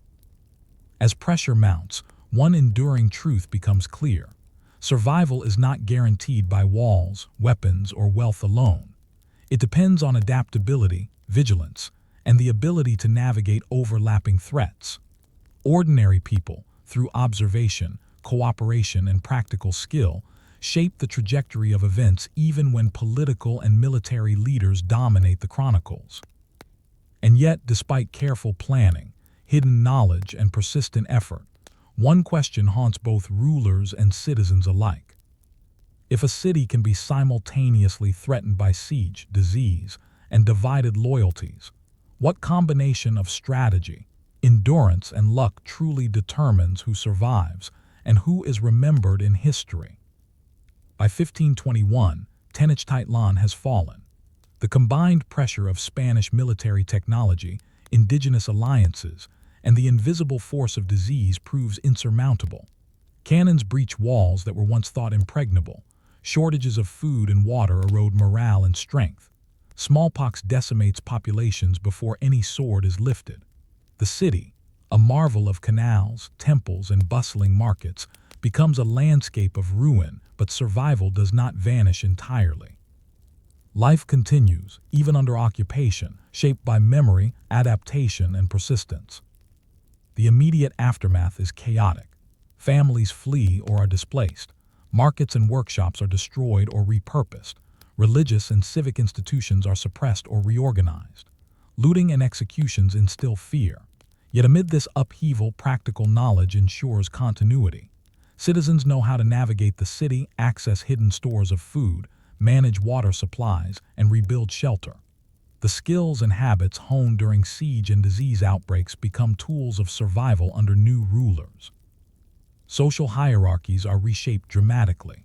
Aztec nobles and priests lose authority, while Spaniards and their indigenous allies consolidate power. Ordinary citizens who had survived siege and illness, however, retain informal influence. Knowledge of terrain, resource management, and social networks ensures they are essential in daily governance and recovery. Practical skill and adaptability, rather than birthright, determine survival and value in the new order. Economic and agricultural practices adapt under pressure. Farmers rebuild chinampas carefully, taking advantage of knowledge passed down through generations. Markets slowly reopen, supplying essentials under Spanish oversight. Merchants who learn to navigate uncertainty, ration goods, and anticipate disruption thrive in the new system. Continuity depends less on grand conquest than on the persistence of practical knowledge, networks, and human labor. Cultural life persists, though transformed. Religious practices are modified to accommodate the new rulers. Indigenous knowledge, agricultural techniques, water management, and urban planning survives, often integrated into Spanish governance. Children learn both the history of their city and practical survival strategies, how to manage scarce resources, how to navigate social complexity, and how to endure instability. Memory, adaptation, and community become central to life. Psychological legacy is profound. Survivors carry trauma from the siege, disease, and collapse of their social order. They internalize lessons in vigilance, cooperation, and resilience. Daily life remains a careful balance of observation, routine, and adaptation. Even under occupation, people maintain routines that preserve identity, protect resources, and allow communities to endure. The collapse of a city does not erase centuries of knowledge. It transfers it subtly into new forms of survival. The fall of Tenochtitlan illustrates the complex interplay of visible and invisible forces in history. Weapons and strategy matter, but so do disease, alliances, and human adaptation. Ordinary citizens, through labor, observation, and cooperation, influence outcomes long before historians record events. Survival depends not only on military might, but on the accumulation of practical wisdom, the ability to endure, and the capacity to navigate uncertainty. As the empire is replaced by colonial structures, one enduring reflection emerges. If the fate of a city can be determined as much by disease, alliances, and daily survival strategies as by conquest, what lessons about resilience, adaptation, and human endurance continue to shape societies long after the headlines of history have passed?